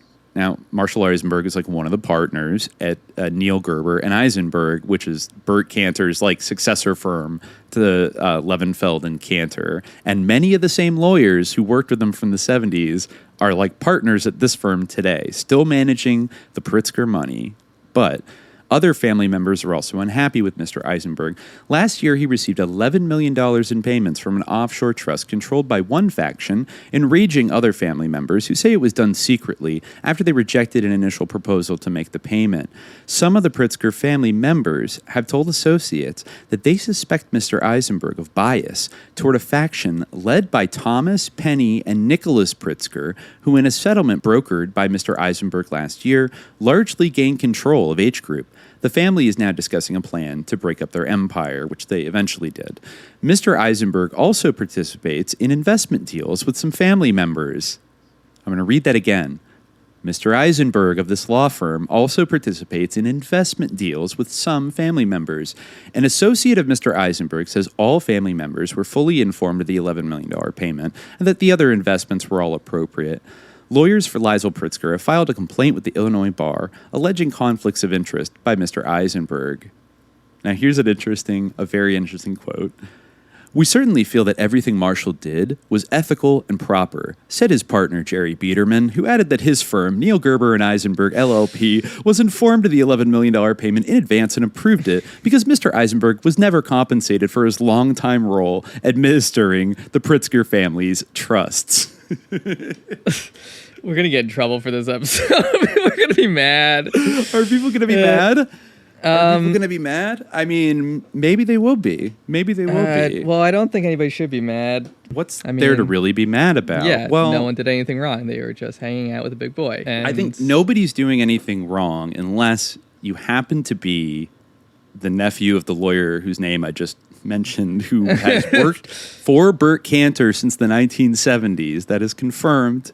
Worked for Burt Kanter, like mentored under Burt Kanter, involved in managing the trusts of Stanford Clinton and his wife.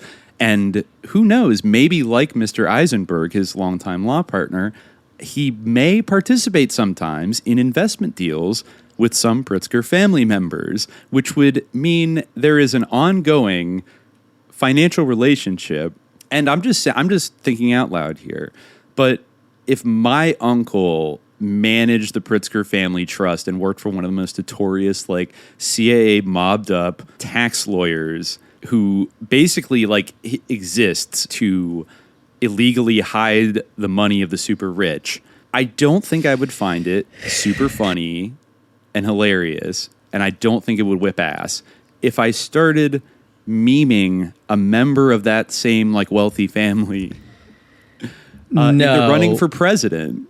That would not whip ass. I don't think definitely. I just don't think I would do that. We would get away with it somehow.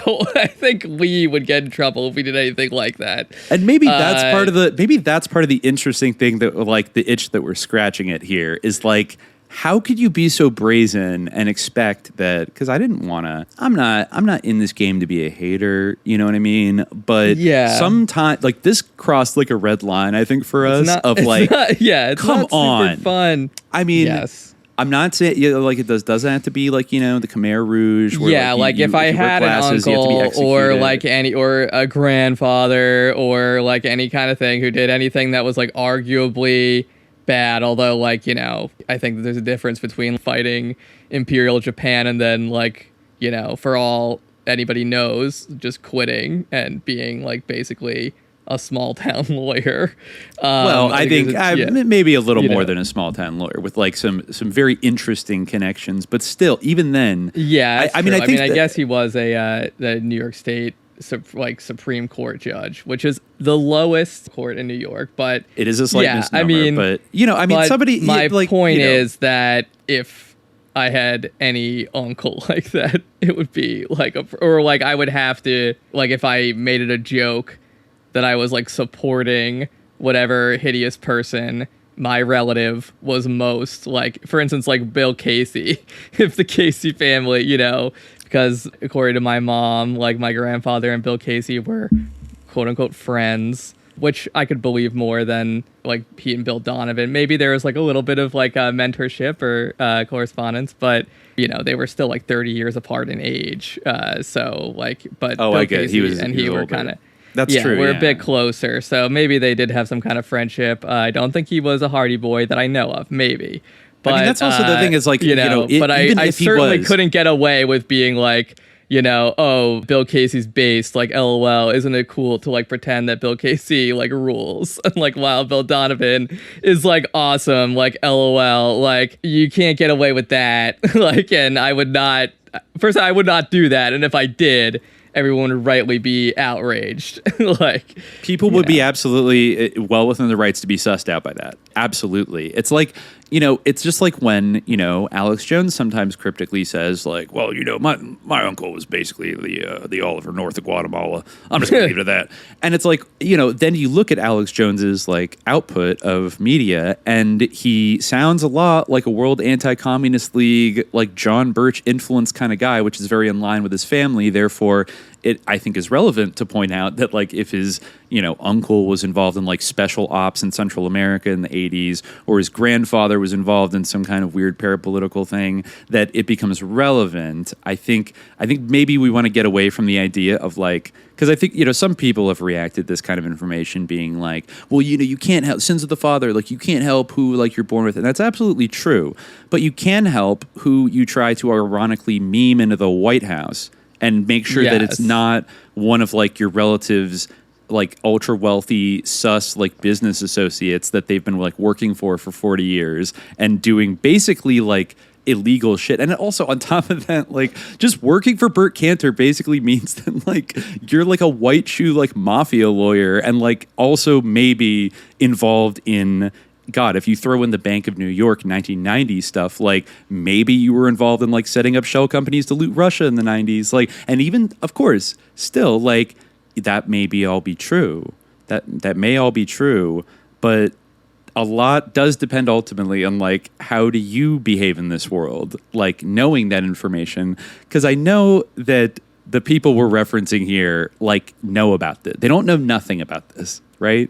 Like, that's got to be impossible at this point. I think Crypto Cuttlefish saw to that. Probably maybe taught these people things they didn't quite know about their own families. Which, honestly, why is that so bad at the end of the day? Like, just chill out. Like, you're all making millions of dollars. Like, you're completely co-signed by like all kinds of like media publications that promote you. Like, you're doing great. Like, you don't even have to account for inherited wealth anymore because you're all millionaires on Patreon. But then to be in that position and still like somehow like cover up for this stuff or push a family like the fucking Pritzkers, who, you know, we haven't even gotten to like everything they've been kind of like fucking around in and all this shit, but it's like people who it's like they're friends with Epstein. They run an illegal like marijuana monopoly in like Illinois. They're doing all kinds of like underworld kind of weird shit. They made all their money off like mafia, like stealing fucking property and land from like Japanese Americans during World War II. Like I said, like I feel like this story is so essential to understand how like American capitalism in general operates that, I mean, the one thing you can't say about SJ is like, one, okay, we're not endorsing, like Bill Casey. We're not like endorsing something Bill Casey would have supported or anything remotely like that. And two, like we're not afraid to, the fact that your grandfather like knew Bill Casey is, I feel like, if anything, an impetus to dive more into like figuring out more about Bill Casey and like what the fuck was this dude really up to? Like, it's kind of fascinating and like it's a drive. So I just think the idea that, oh well, he knew this guy, so that therefore like you're sus. Like, obviously, I think you've said before, but it should be clear like the political persuasions or like, you know, a worldview or whatever of like your grandfather who like died when you were a kid and like you are quite different already. And I would say the same with my grandfather as well. Like, it's like most of our grandfathers. The thing is, like, you and I like really probably have like more like class like connections, and like also like we're probably closer, you know, than I was to my grandfather, like practically speaking, even on a class level, like in terms of the institutions that we've engaged with. So like, you know, the idea that like, but whatever. Yeah. And also like the bad things that my grandfather did, like, you know, I honestly like, I can't, you know, getting into the subject again, but whatever, you know, people are interested in it, and, you know, people think it's like really a crucial thing to address, which, you know, I'm not trying to trivialize their concerns, but whatever bad things my grandfather did, I don't necessarily know of them except for like being friends with Bill Casey, which like, as far as I know, his politics were like shitty, and he was like a Republican, like, you know, and just like generally like, you know, and was racist against Japanese people. You know, he was in World War II and everything. So was like, my grandfather. You know, I barely knew anything about him, honestly, because he died when I was so young. But like, you know, any bad thing that he did, I, you know, disown. And I live with the shame that my father has like a very shitty job at an evil bank, or did in the past have a very shitty job at an evil bank. Not that I think like whatever organization he works for now is like, you know, great or whatever. I don't know anything about it really. Maybe I should take it upon myself to learn more, but I'm busy. And my point is that like I bear the shame of having profited in any way from my father's salary at that institution, and I disown it and like rebuke it, like, you know, rhetorically or whatever. So maybe that's not sufficient, and if you think that like, you know, it's not, then that's your prerogative. But at least I'm not like, Deutsche Bank is the most base organization and it's leftist. Yeah, like, exactly. You know? Well, exactly. Like, I mean, if you're gonna call yourself a social, like, and we don't even like strut around like, oh, this we're isn't so like socialist a propaganda shit. Like, of the deed. Like, if that's upsetting, like, this is not a podcast like saving the world or doing anything of political substance, like, because ultimately we don't have any real influence, like, even compared to like other podcasts that exist. Well, I don't want to discount the idea that podcasts have like no influence, and I think there is like a small part of me. I think that there's a difference between our podcast and others, but yeah, okay, sure, down the line, maybe like in the future, because our podcast has seen growth. So yeah, all right, I don't want to trivialize. Well, no, that, and just I feel maybe like there's certain ideas that we've like harped on a lot, and I'm proud of this. I'm proud yeah, of this, I guess honestly. it's true. That like the Grateful Dead was an op. Like Aquino is sus. Like even knowing about Bill Casey, like we've been talking about Bill Casey since like the earliest fucking episodes. Like it's yes, not. And like, I also want to note the whole idea with people like using this against me. Like I told you that. I told you that. You wouldn't did. know if I didn't tell you. You like the William Donovan thing, which someone from my family, while they were drunk, wrote on Twitter, wrote on Wikipedia to brag about.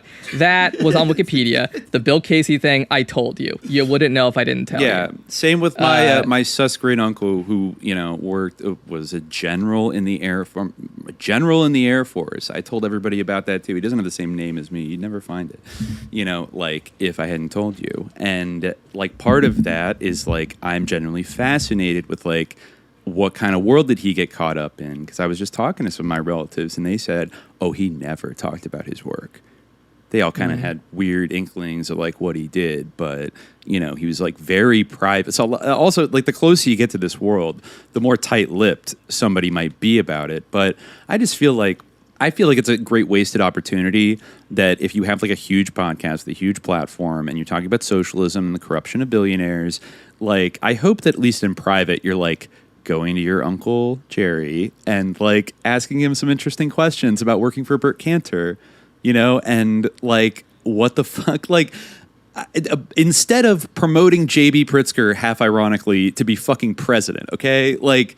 That's the thing. It's like, it's one thing to do nothing, and kind of like, oh, it's embarrassing, I don't want to talk about it. But to go in the opposite direction and like serve the ends. And it makes me think about all the Pritzker foundations. It makes me think about like the Josh Kanter Foundation and how he donates to like media things. In fact, hold on. The last thing, because, going back to the beginning of getting like attacked a little bit on Twitter for talking shit about J.B. Pritzker, I quote tweeted this.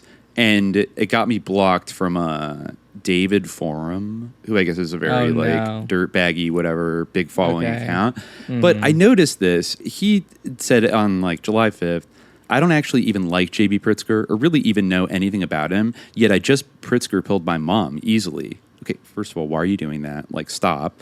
But okay, listen to this, because this is also like it gets into the territory of like, do they know they're an kind of like, or the CIA LOL is the nervous laugh of somebody who doesn't know who they're working for. He followed that up by saying, all I know is I used to get hammered and also take mushrooms at the art museum with a mainline Pritzker kid, and in college, and years later, he asked me if I knew any good organizations to give a lot of money to, and I was like, oh, Pritzker, like that Pritzker. Which is, kind of a funny story, but wait a minute. Like, one of these younger Pritzkers is, like, hitting him up years later and being like, dude, do you know any good organizations I could just, like, shower a bunch of my, like, inherited money upon? And it kind of made me wonder, like, what do you think this guy fucking told him? We know who this guy is friends with. And, like, the podcast, the DSA, the fucking Jacobin, all of it. So what do you think he told them? Like, oh, you should support XYZ. It's certainly, like, whether or not, like, it's true, like, having that, like, relationship, knowing about it, and then going out and making it, like, your new bit that we're going to make J.B. Pritzker president because he's fat and because he supports everything that every other Democratic governor supports because that's socialism, opens you up to being criticized, and you just have to deal with it. And, like, it's not like you shouldn't be indignant and outraged that people are like, hey, what the fuck, like when you have a huge platform. I quote tweeted that. We have to deal with people being outraged at us over like, over whatever minor bullshit they like dig up. This is like outrageous. Come on. Like, Oh yeah, no, I just saw like some 0 follower account the other day being like fucking Dimitri scumbag piece of fucking shit. Hanging out with that OSS grandson motherfucking piece of shit. I bet he's I like the idea that like I'm in charge of you. Yeah. Like that's my favorite. Like that I'm like running the show and like you're like my lackey. Like I feel like if you can see us like side by side. Yeah. Like we live 3,000 miles apart from each other. We don't have a manager, we don't have a producer, we don't have anybody. It's just us. Like it's literally just us like making it. Like we're losers, we're dorks, like but it's just we just wanted to record ourselves having a nice conversation for our own enjoyment. But it's and that's it's not saving the world, it's not politics, like it's for you to listen to while you're crafting some kind of horrible drudgery to help inspire yourself to go out maybe and do something, trying to stay sane and talk to each other and record it for our posterity and for your enjoyment. This is not very articulate, but sorry, we're not going to do another cut either because we just go off the dome for 5 hours and we don't rehearse what we say and we don't write we it don't down. write any of our zingers. We don't write. No, we don't plan Yeah, any of our memes. Zingers. How many of them? I mean, Ain't None New Under the Sun. That was spontaneous. Serious was also completely organic. And in fact, we got to stop now because my fiance hates me doing this podcast and wants me to end at a certain time. So let's stop. Yep. Well, I think. She doesn't hate me doing it, but she hates how late we go because we're just two people who enjoy talking to each other and we're having a conversation and we like it, and that's what this is. It's not politics. Like for politics, like you need to do that for yourself and don't listen to anything that we say. Like take it or leave it. Whatever. Also join we're not the leaders, Infowar, and just don't try to meme JP Pritzker. No, just don't do president. it. Just don't do it. He's not a socialist. He's because he's fat. No, it's not. Okay. Like stop being so lazy. And all right, I got a little bit worked up. Hopefully, I didn't say anything that I regret. Well, all right. Well, lest we forget, this is really about the world that people like Burton Kanter and the Pritzker family created that is just another tentacle in the vast Contra octopus. We didn't even get to all of the crimes and schemes today that this sort of this area of the mega milieu kind of participated in, but we'll get to all of it eventually, because I do unironically think it's a little bit important if we don't want to just go insane. Yes. It's an opinion that I think it's completely reasonable to register. It's reasonable for you to do whatever you want to. It's reasonable for you to not listen to a podcast. It's reasonable for you to get upset. But it's very reasonable for us to register this opinion because it is genuinely beyond. It's just beyond. Anyway. It's beyond opinion, and it is also genuinely held by us. We are being sincere here. We're smashing the glass in the wilderness of irony and saying no more. No more. Yes, and my opinion is that you being like, am I joking? Am I not? Like, it doesn't matter. Like, that's, it's still just, it opens you up to very legitimate criticism. And you stop. Don't support Pentagon-backed proxy armies and don't support big boy billionaire scumbag sickos who want to be president. Like, it's very simple. Like a pretty easy list of don't do that, and then people won't call you sus. All right. Let's wrap it up. Yeah, true. Free advice. Agreed. Yeah. But it's just an I opinion. can't promise that no one will call you sus, but it's definitely a good step in the right direction. They will, but we can do nothing about it. So until next time, dear listeners, stay vigilant. Peace.